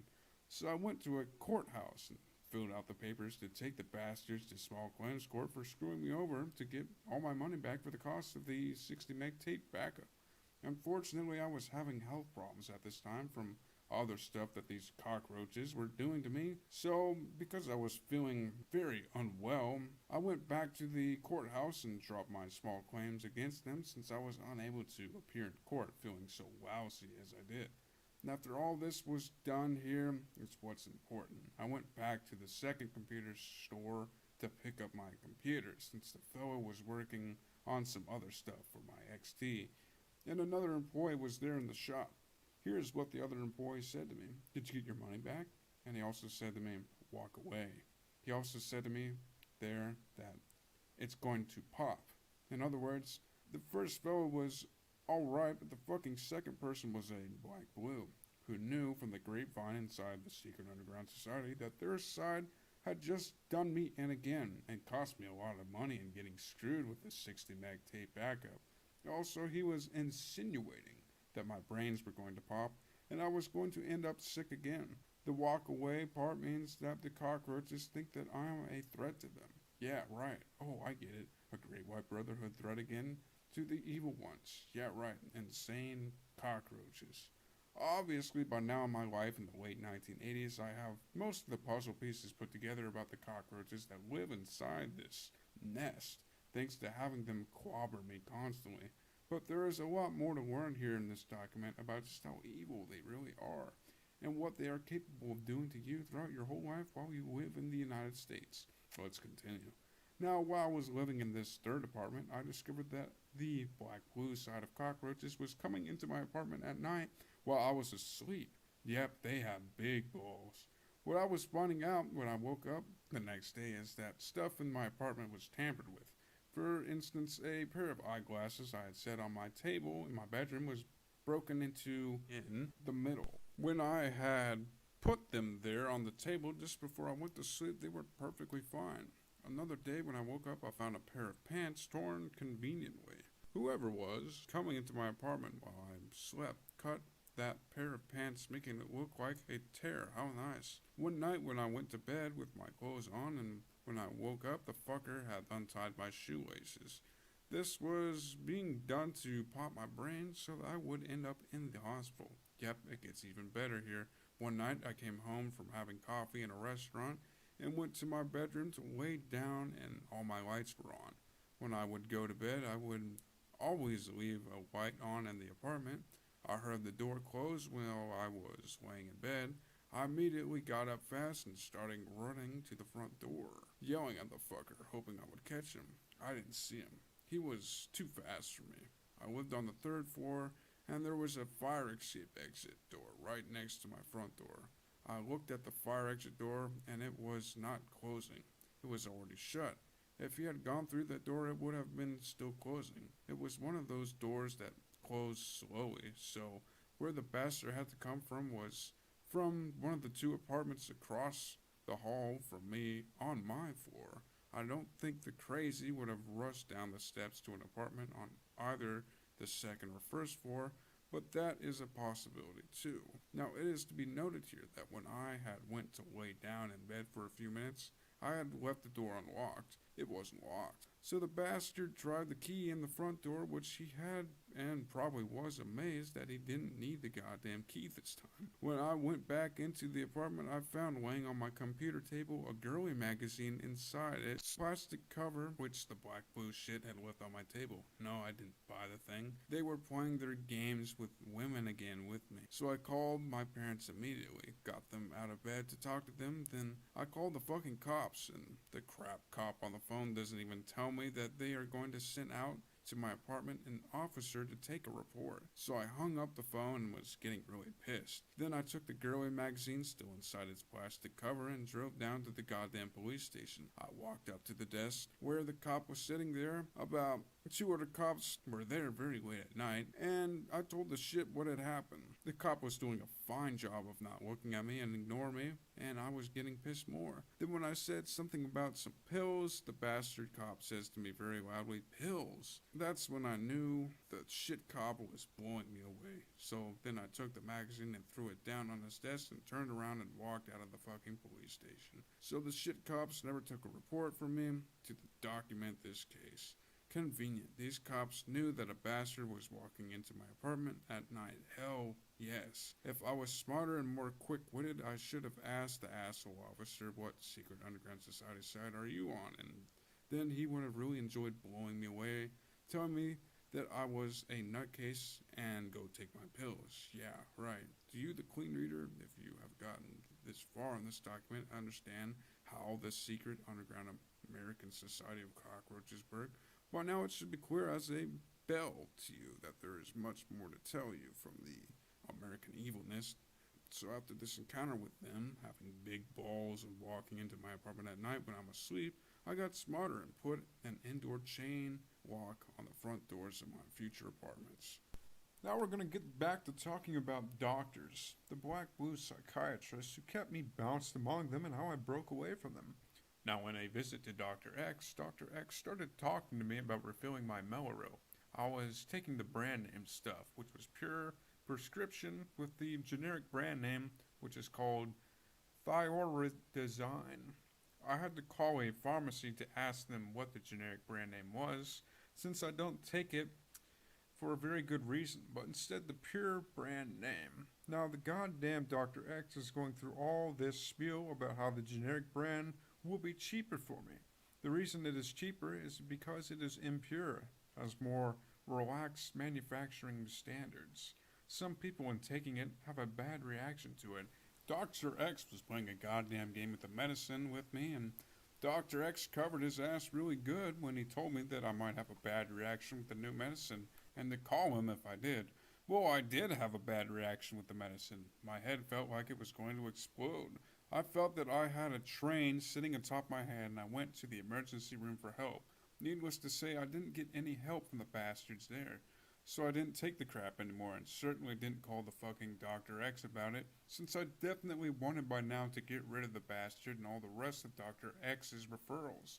So no, I had no medicine to take and was feeling pretty lousy considering all the other shit that the black blues and black reds were putting me through at this perceived period in my life. There was no good reason to give me the generic medicine unless the doctor wants to hope that it will cause me pain, which it did. Now, right here, before I forget, when I finally get rid of Dr. X, I wrote a letter to some kind of medical board that was located in the area where I was living and reported this to them. Guess what? They never did write me back. So now I'm trying to find another doctor in the yellow pages of the phone book. Now, I made a mistake in calling the wrong doctor, but I learned again what was being done to me. I call this doctor and tell this doctor that I would like to make an appointment.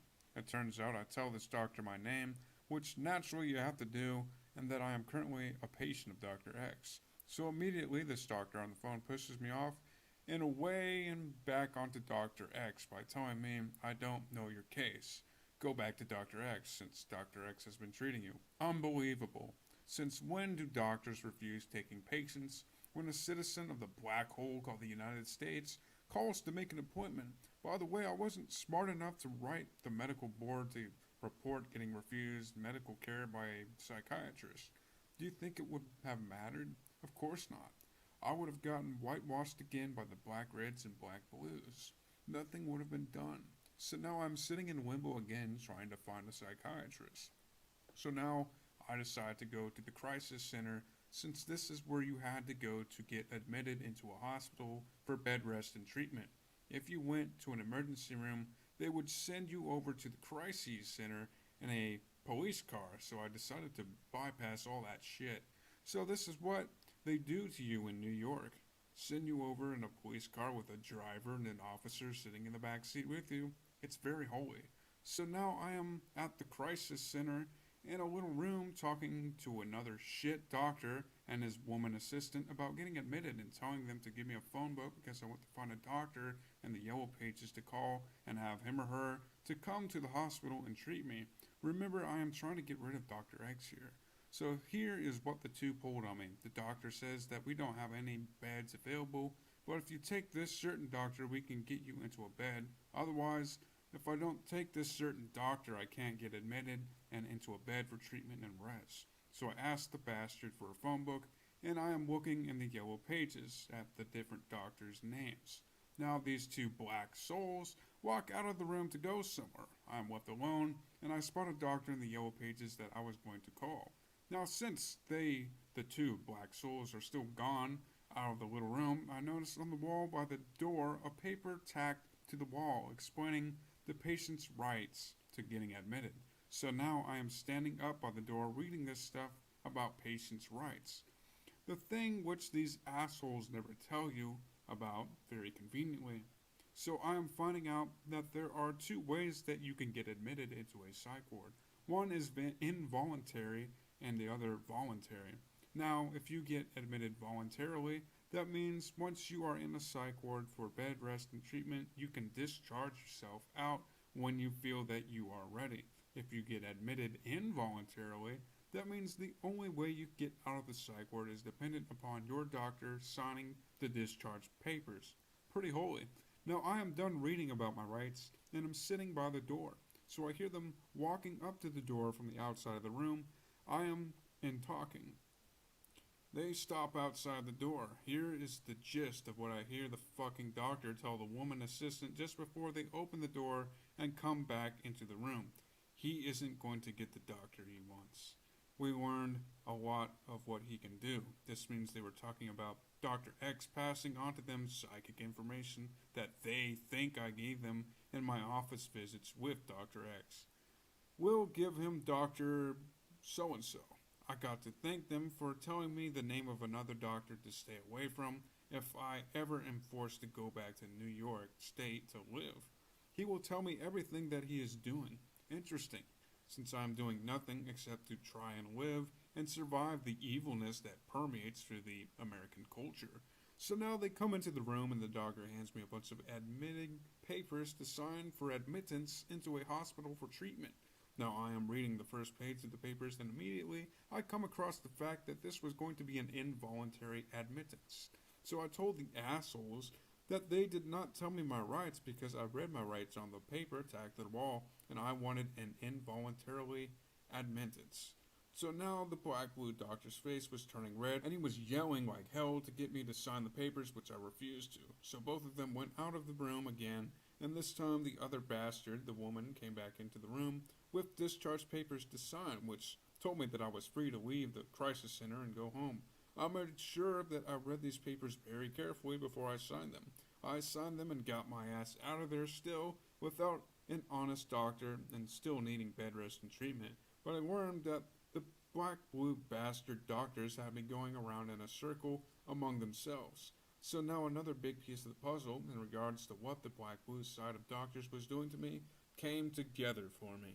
So now what do? Okay, so now I call naturally the fucking Dr. X to make an appointment.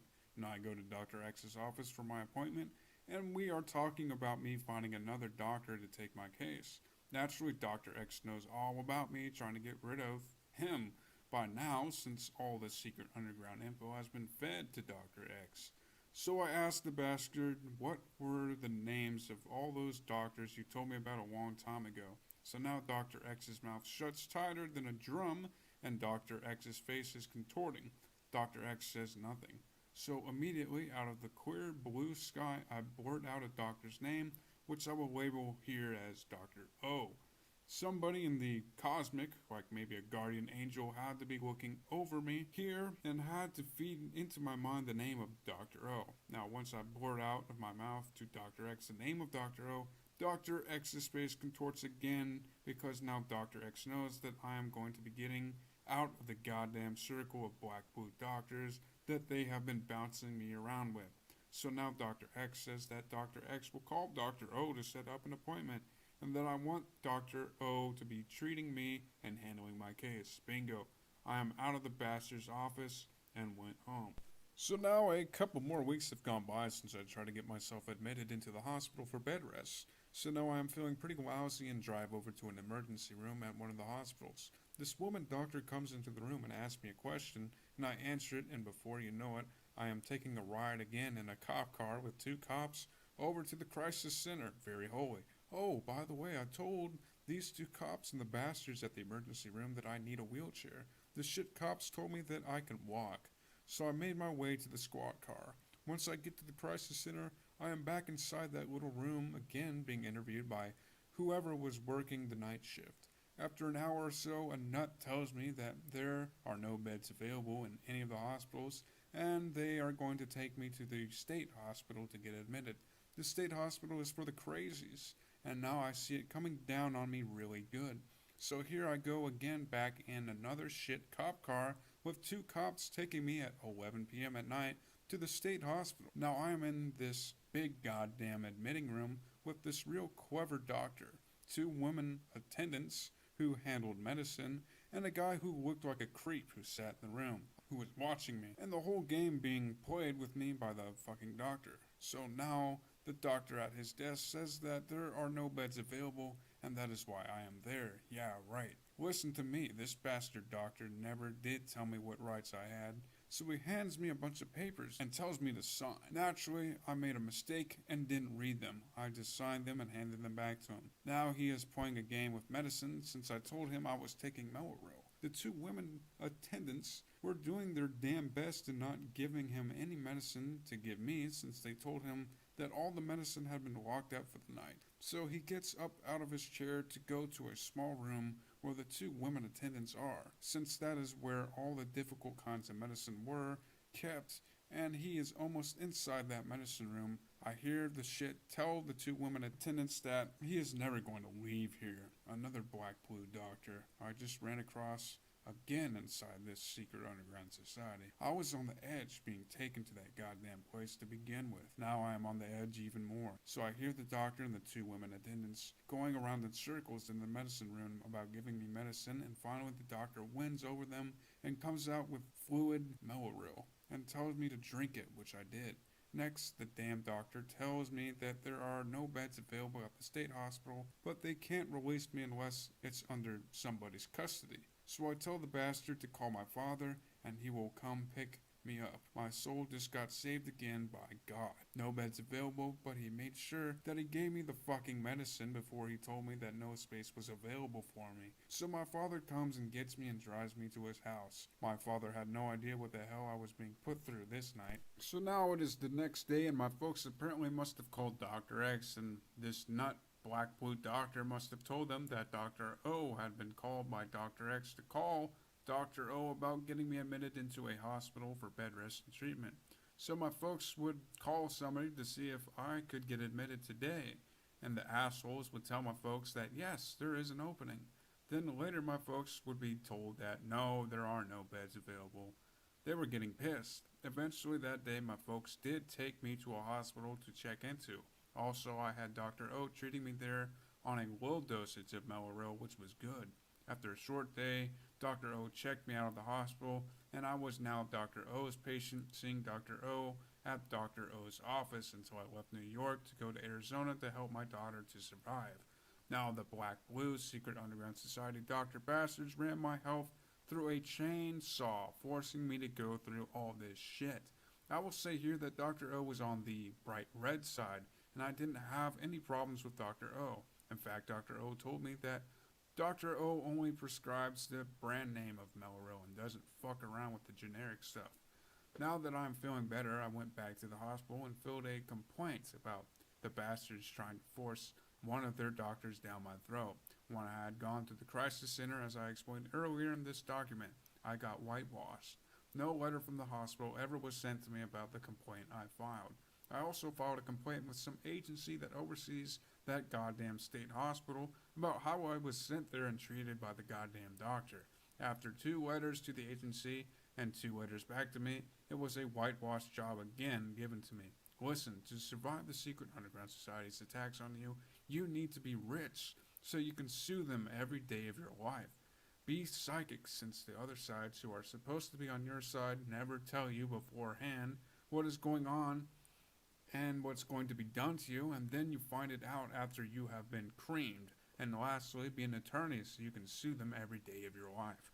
Okay, now we are at the next incredible thing that hardly anybody will believe here. Maybe one of the clean readers in reading this document will be pretty psychic and might understand this next thing I'm going to try and explain. Now I am out of the hospital and feeling darn good and under the care of now my new doctor, Dr. O. But now what has happened to me, I discovers that when I'm going out to restaurants to eat, I always eat out, I would finish my meal and 5 minutes later, or just about after I finished my meal, my brains would be all screwed up.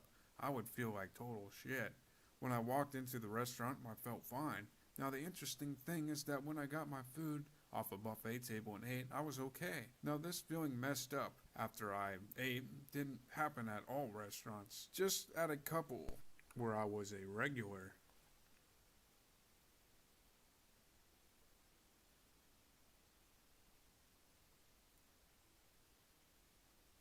In fact, I was thinking that maybe it was a sugar problem of some sort, and I made an appointment with my doctor to give me a hyperglycemia test to see if it was causing my problem. The test was a couple of weeks away, so one day I go to one of my regular restaurants and I'm sitting at the counter and I was talking to a waitress who was on the bright blue side, and I told her about this problem all of a sudden I'm having in eating food. I tell her that right after I ate and here the other day my brains were fucked up.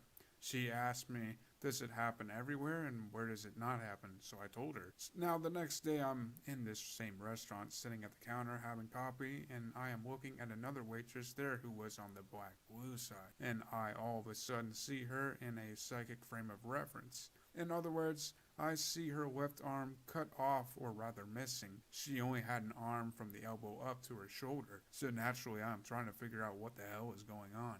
Why am I seeing this? So later that day I call my daughter in Arizona, who is always extremely psychic, and I tell her what I saw. My daughter says that she was probably a thief in a past life. That made a little bit of sense, since civilizations did cut off the arm of thieves. But I got thinking and thought maybe something was going to happen to her in the future, where she was going to have an accident and lose her left arm. So now it's another day back at this same restaurant, sitting at the counter, having coffee, and these 2 waitresses are at the counter at the same time. So I tell the one whose arm I saw missing what I had seen psychically around her and her left arm cut off, and to be careful in the future. Now, the other waitress, who was my pal on the bright blue side, heard this. She immediately told the other waitress whose arm I had seen cut off, "What did you put into his food? You're going to get it." Naturally, the black blue waitress replied back that she had put nothing into my food. So the bright blue waitress had a quicker and sharper mind than me after she heard what I had seen psychically around the waitress, such as a missing left arm. Let me continue here, it gets even better. So maybe the next day now, again, after eating in a restaurant, my brains are screwed up right after I drank my coffee and finished my meal. So now I drive over to an emergency room and I tell them about what has been happening to me. The woman who is checking me in at the desk checks out my sugar level and says to me that your sugar level is okay. So now they bring me to a waiting room to wait for the doctor, and I am waiting and waiting forever. Now, as I am waiting forever for the doctor, my brains start clearing up. In other words, it's wearing off. I'm feeling pretty good now, back to my old self. So I find the nurse and tell her to check me out of here. I am feeling okay now. I never did see the doctor. They told me that they had a whole bunch of heart attack patients coming into the emergency room and got way behind, so they let me go. Okay, here we go again. Another day I go into a lounge and bar to sit at the bar to get a Coke and have a bit of conversation with the woman bartender. As I am sitting myself down on the stool and glancing up as the woman bartender is walking past me again, I see her in a psychic frame of reference. I see on her right hand a yellow glove.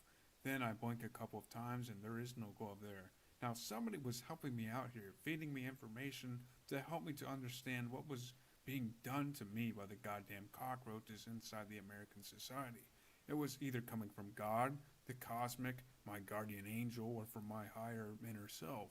The yellow glove was telling me that woman was a chicken to dump something into my drink and screw my brains up. So now it all went away, or rather disappeared. I no longer had a problem in drinking coffee and eating a meal at some of my selective restaurants.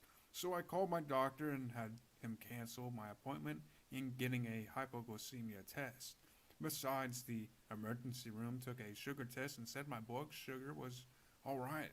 Okay, now the next thing the black, red, and black blues pulled on me is the following. One day I got a whole stack of papers from my insurance company who was paying me a monthly disability check to fill out and return to them. It was time for me to be reviewed, apparently, to see if I was still disabled. So I filled them out and mailed them back. So next I have an appointment with Dr. O, and Dr. O tells me the insurance company called him. Dr. O tells me the things that the person who said that he was a doctor from the insurance company on the phone was trying to pull on Dr. O. In other words, the doctor at the insurance company was telling my doctor how to treat me so that I could be taken off of receiving a monthly disability check from them. Dr. O was pissed about it. So, to make a long story short here, Dr. O blew the doctor on the phone away. So they tried to cut my money out so that I couldn't survive and would have to declare bankruptcy. The secret underground society will do everything they can possibly get away with to destroy you. Now let's push on to the next one, because this is a beaut too. Rather clever of them, I would say. No, I have decided to move out of the third apartment I am in and go live with my folks so that I can pay off all my debt and save as much money as I can. Since I decided to move to Arizona to help out my daughter, who was struggling in a mess just about all by herself with no help from anybody. So I fill out a change of address form at the post office and turn it in to them. Now I am just about out of the apartment and everything is either sold or moved over to my folks' house. I started thinking that maybe I better go back over to the apartment since I still had the mailbox key and check to see if they left any mail in my mailbox after I turned in a damn change of address form. So I checked my mailbox and sure enough there's mail in the goddamn mailbox. Guess what? One of the letters was from the family support, and when I opened it up and read it, I had only so many days left to respond to the court papers, or otherwise I would be picked up by the cops and put into jail. So what the black, red, or black, blue bastard inside the post office did was not forward this letter to my folks' house, but instead sent it to my old apartment mailbox hoping that I would be picked up and screwed by the cops since I never would have received the goddamn family support court ordered papers first of all. So I was pissed, then drove over to the post office and showed a clerk working there that day the goddamn letter from the court and told the shit that I had given them a change of address form prior to this letter being delivered to my old mailbox, and then that I could have been put into jail if I had never gone back to my old apartment mailbox to see if there was any mail there. You see, they knew I was moving, and they knew that I had turned in a change of address card at the post office, and they also knew what was in that family support court letter about being picked up by the cops if I didn't respond to the letter within so many days, because they know everything and they arrange everything evil to happen to you, period. This ends describing what the Secret Underground Society has done to me during the time period from the middle of 1983 to the middle of 1991. So the last part of this document is going to cover what the bastards have done to me during this period from the middle of 1991 to the present, 1994. So now I'm ready to drive to Arizona and help my daughter, who is 17 years old. Now again, from the Secret Underground Society grapevine, I hear that the black cockroaches are saying that when he goes to Arizona, we're going to get him there too. And they did too. I'll explain how. So in the summer of 1991, I drive to Arizona. I move into my first apartment, and naturally I get an indoor chain lock on the door so I can chain it up from the inside at night. My daughter is in her own apartment, and I am supporting her and trying to get her straightened out in life. Naturally, I made sure that I moved into an apartment where I had to rent my furniture from the apartment complex. This way, when they come into your apartment to install their bug, you can get rid of the piece of furniture without incurring any loss in money to you since you don't own the stuff. Also, naturally, they had my phone wiretapped. So life is going on pretty good. One night, I decided to go to this restaurant that had a lounge and bar to get a drink, and it was a good thing I went there because I learned more. I'm sitting at the bar and a couple of people to my right, called slime balls, are sitting there. Two guys. Naturally, they spot me there, and I hear come out of their mouths of one of the slime balls to the other guy the following. He put a lock on his door. We can't go in there at night. You see, these black cockroaches that crawl out from under their rock are egomaniacs. They open up their mouth to their other cockroach friends that are with them, thinking that you are not going to hear them. Next occurrence, at another time when I went to this lounge for a drink, I am sitting at the counter again next to some guy and his wife to my left, and there is another black cockroach sitting to their left around the corner of the bar counter. The guy, the black cockroach, looks at me and says the following to me. Do you want to leave today or tomorrow? I ignore that shit. What he was telling me was, do I want to get killed by them today, or would I rather get killed by them tomorrow? Now, the man and his wife who were sitting there naturally hear this cockroach say this to me, and apparently they knew him, and they told him that he better leave, which he did immediately. It comes with the territory, folks. The constant attacks towards me by the fucking American Secret Underground Society. So after a while, I convinced my daughter to rent a house with me, that it would be better if the two of us are living together since it would be a cheaper alternative. Now, also, I had to find from scratch again doctors and dentists that wouldn't be from the goddamn black-blue side and the black-red side. I did a pretty good job in this endeavor. The following doctors and dentists I found were the following. One, family physician, went through two others until I hit upon the right one. Two, psychiatrists. The first two were alright and moved out of town. Now I'm going to be seeing a brand new one, which I haven't met yet. 3, family dentists. Excellent. Took this dentist around 2 years to finish up repairing my teeth from when I was living in New York State, and Black Blue Dr. Dentist X destroyed them as I talked about earlier. 4, endodontist for myself. 5, periodontist for myself. 6, ophthalmologist for my daughter and myself. More on this later. 7, vascular surgeon for myself. 8, podiatrist, foot specialist for myself. 9, dermatologist for myself. Okay, now my daughter started college, and after about 6 months, she moved out of the house, and I moved out of the house shortly after she left, and I am now in my apartment again, and my daughter's in her apartment. I'm supporting my daughter naturally. Kids just don't like to live with parents. So naturally, I have the landlord put an indoor chain lock on the inside of my door so the bastards can't get in at night. Naturally, they come inside during the day or in the evening when you are running about town and before you come home to go to bed and watch the chain walk. Bingo, the kitchen table is planted with a bug. The kind you can't see unless you have an atomic microscope to see the goddamn tiny thing. So what do you think you do? You'll leave the kitchen table there, naturally. I'm running all my furniture again from the apartment complex. So now we're on the topic when my daughter needs her wisdom teeth pulled out. So we go to an oral and maxillofacial surgeon.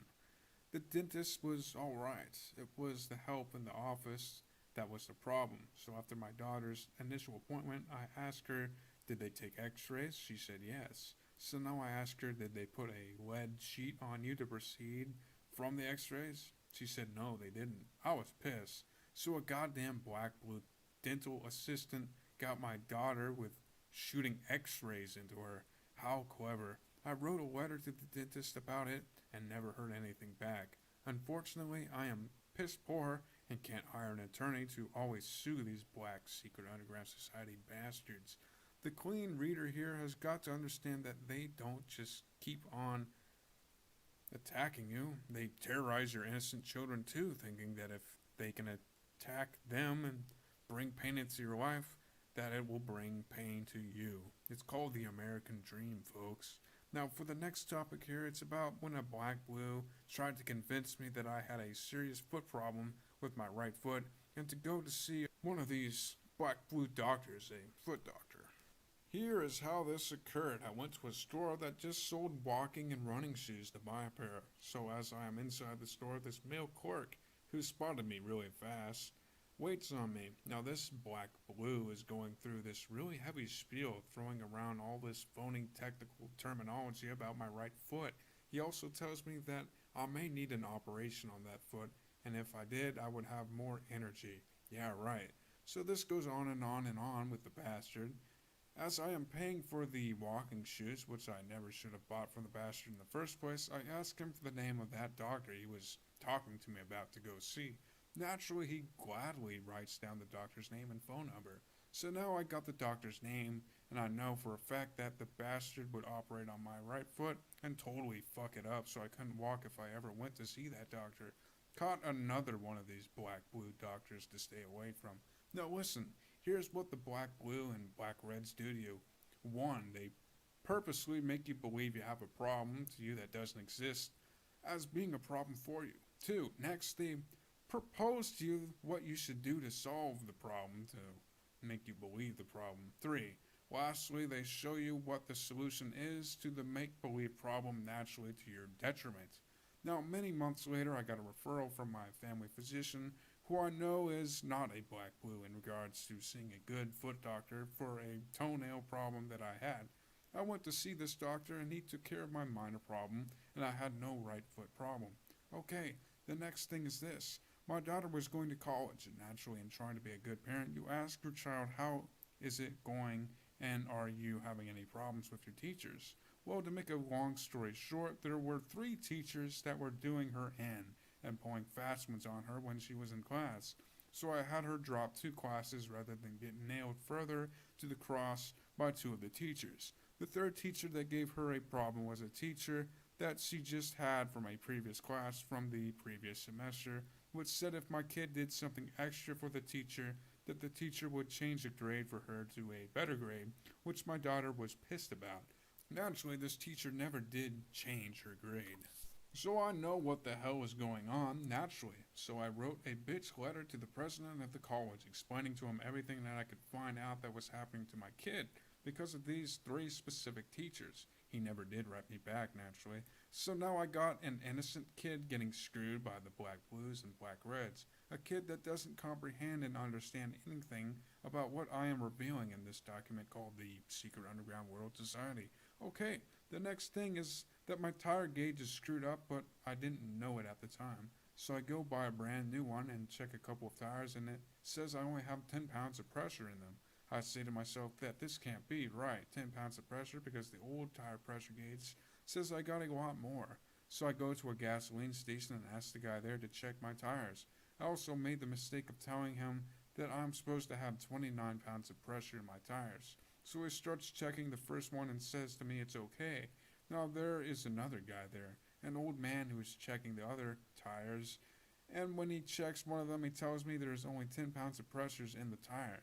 So he goes to get the first guy and tells him to check the tire pressure. He thinks that the tire pressure gauge is wrong.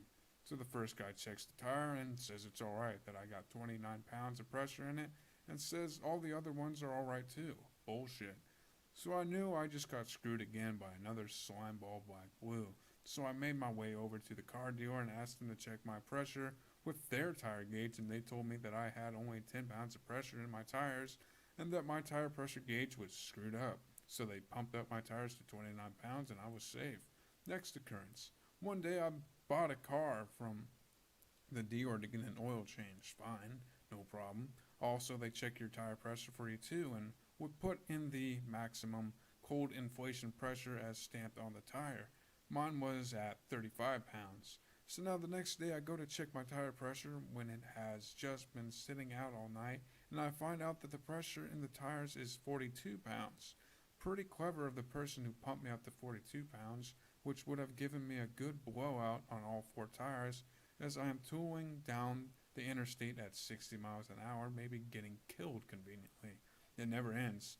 They try this and they try that and they try this and they try that forever. It's the American dream. Next thing, I had 2 AIDS tests done and found out from the grapevine that the cockroaches were hoping that I turned out positive. Also, my daughter had an AIDS test done, and the goddamn cockroaches, I heard, were hoping that she turned out positive. We both turned out negative. Boy, were the black American cockroaches depressed. In fact, they knew what the test results were before me and my daughter knew. Yep, the American nightmare rolls on.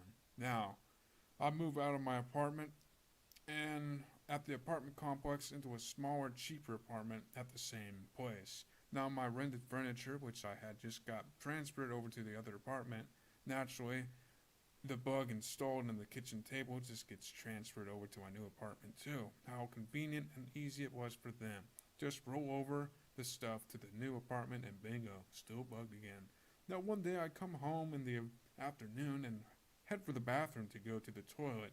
I look into it and Lord behold, there is a spider the size of a $50 trying to walk on the enamel in the toilet bowl. This was an easy one to figure out how the goddamn thing got into the toilet bowl. The black blue bugs came into the apartment and stuck it there in the bowel, hoping that I would sit down and have it bite my ass and poison me, making me sick and perhaps even killing me. So I flushed the damn thing down the toilet. Now look, I live on the ground floor. There is only one door leading into the place. When you open the front door, you have to step down a ledge to be on the sidewalk. There are no holes in the apartment walls for a spider to have gone through. No way in hell, in other words. This spider didn't have wings and fly into the place and land into the toilet bowl. It was another screw that was dealt to me by them. Next thing, living inside the American dream, I had a tarot deck in my apartment called the Rose Tarot Deck. It was in my cupboard with a different tarot deck. So one day I decided to give the Rose Tarot deck to a waitress who worked at a restaurant. I didn't want it anymore. So I go to the restaurant and of course asked her if she wanted it since I didn't want to force it onto anybody else. She said yes. So I gave it to her. Now I know that she had a kid or two and was splitting the cost of an apartment with some guy. So now about a week goes by and I go to my cupboard where the other tarot deck is sitting, and Lord and behold, I find sitting on top of the deck this Rose Tarot deck which I had given to the goddamn waitress about a week earlier. No shit, true. So I am now looking through the instruction booklet that was with the deck, and I come across a page scribbled on in ink. Yep, she took the deck home, and one of her kids got to the deck and played with it. Then the Black Blues got really clever and took the deck from her and again walked into my apartment during the day when I wasn't there using their key and put the deck back where the other deck was. The game they were playing was again in trying to pop your brains. Hopefully you, the Queen Reader, understands how the hell the secret underground society works by now. Now you have to understand that these black cockroaches go into your apartment and go through everything you got to see exactly what you do have have and what can they do to pop your brains. You don't really think that in calling the cops and trying to report all this kind of secret underground society shit happening to you is going to do any good for you. Of course not, and they know it. Now let me say something here. Nobody stops all this shit from happening to you. You are basically on your own when it comes to surviving the secret underground society's constant attacks on your body and soul. Even those other sides, which are supposed to be on the bright blue and bright red sides, never stop anything from happening to you. So if you know that your name is on their list, may God be with you and protecting you. Here's the next trick that they pulled on me. I have written down on a piece of paper the numbers of boxes that contain computer equipment which I have stored back at my folks' house in New York. So what I did one day was try and find this piece of paper so that I could call my folks during the day and give them the box numbers to ship out to me. I couldn't find the damn thing. I only live in a cramped up small one-bedroom apartment, so it is hard as hell to misplace things. So since I can't find this piece of paper, I go and get the original copy, which contains a complete list of all my stored boxes of computer equipment located back at my folks' house. So I call my folks during the afternoon and give my folks the box numbers of a couple boxes to ship out to me. Now you have to remember that there is a bug sitting right atop of me in my kitchen, which is right next to my living room, no partition, hearing everything that I am saying on the phone to my folks. So I hang up the phone and decide to go see a movie. I'm at the movie now, and it's about 2 hours long, and I get out of the movie and come directly back home. So now I walk into my apartment and head directly towards the kitchen, and bingo, guess what is sitting on top of my kitchen table? The goddamn missing piece of paper with the box numbers that I couldn't find. The black, blue, and black red jerks heard my conversation with my folks over the phone about getting them to ship out the boxes through their installed bug in my apartment, and heard me leave my apartment and knew that I was gone. So the cockroaches got a quick phone call from their bug headquarters and bam, came into my apartment again with the missing piece of paper which they took previously when they entered my apartment and placed the shit thing right down where I couldn't miss it on top of my kitchen table. It's the same game that they have played over and over, try to pop the guy's brains. Didn't work and it will never work. Now you have to understand that these black cockroaches who crawl out from under their rocks never take from your house your checkbook, money, etc. Because if they did, then the cops would believe that. So what they take are pieces of paper, ballpoint pens, trivial shit things to try and pop your brains. And if you were going to call the cops and tell them that, hey, somebody entered my house and stole a piece of paper and then brought it back, or stole a ballpoint pen, the cops would immediately tell you to go see a doctor. Listen, these black cockroaches inside the secret underground society are pros.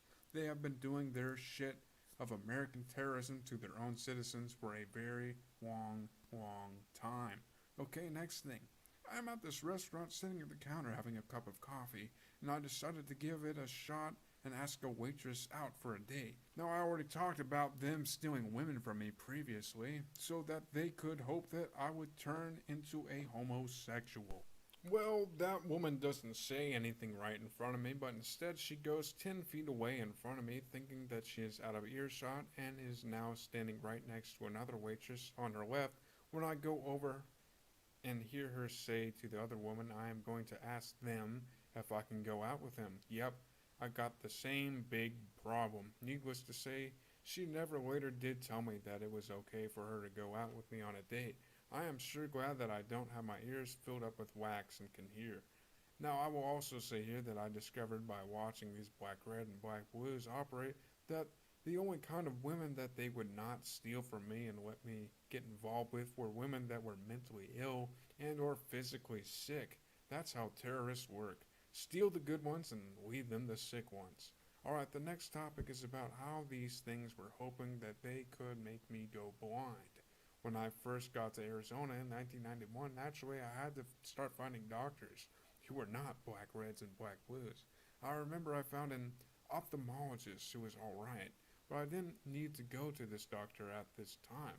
I know this sounds confusing, but over the years it was confirmed by another doctor that was an ophthalmologist and was one of the good ones. Now, during this time period, I got wind of it through the grapevine that the cockroaches were trying to figure out how to make me blind since naturally they love to make me sick and hurt. But the cockroaches knew that I already knew that I had gotten contact of a good ophthalmologist, and that they would be hard pressed to convince me some way to see naturally one of their referrals to give me an operation needlessly to make me go blind. So they immediately got blown away because my daughter and me went to the ophthalmologist that I knew was good, and we both had our eyes checked for glasses, and we were both okay. We're just about towards the end of this document. Located right by my front door is a built-in alarm which comes with all these apartments. I never used it before, which I should have, but now I do. So one day I found out from the landlord how to key in my code. Now when you are about to leave the apartment and walk out the door, you key in your alarm code and you can hear beep beep beep as you put in the code, and you see a little red light that says that the alarm is armed. Now, when you come home and unlock your front door and open up the door to go into your apartment, the alarm goes off. It's pretty loud. So now what you do to turn it off after it has gone on is key your code in again and it turns off. Now here is the whole point of this. I had been setting my alarm when I would go out running around town, and one afternoon I came home. So I went to the kitchen cupboard to get a cereal bowl since I was going to have something to eat. A goddamn bowl was missing. Bam! They came into my apartment again. Nothing stops them. I had 4 cereal bowls, and now all of a sudden I got only 3 with 1 missing. They love to play their game of pop your brains. So now I go to the landlord's office and I inquire about what happens if something in my apartment needs to be repaired, and I have set the alarm and have left. Can you get in by turning off the alarm and then when you leave turn the alarm back on? The answer is yes. The apartment complex has a maintenance special code that can be used to turn off the alarm and then be used to turn your alarm back on, just like nothing ever happened. Bingo. Listen, these bastards can get their hands on anything they want to get their hands on, including the apartment complex's special maintenance code. Open up the door with their key.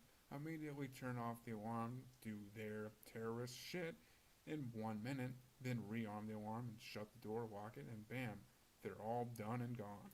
Now the next thing is the following. I started another bulletin board system on my very old Enigma 1000 computer. I called it naturally ESP-NET bulletin board system.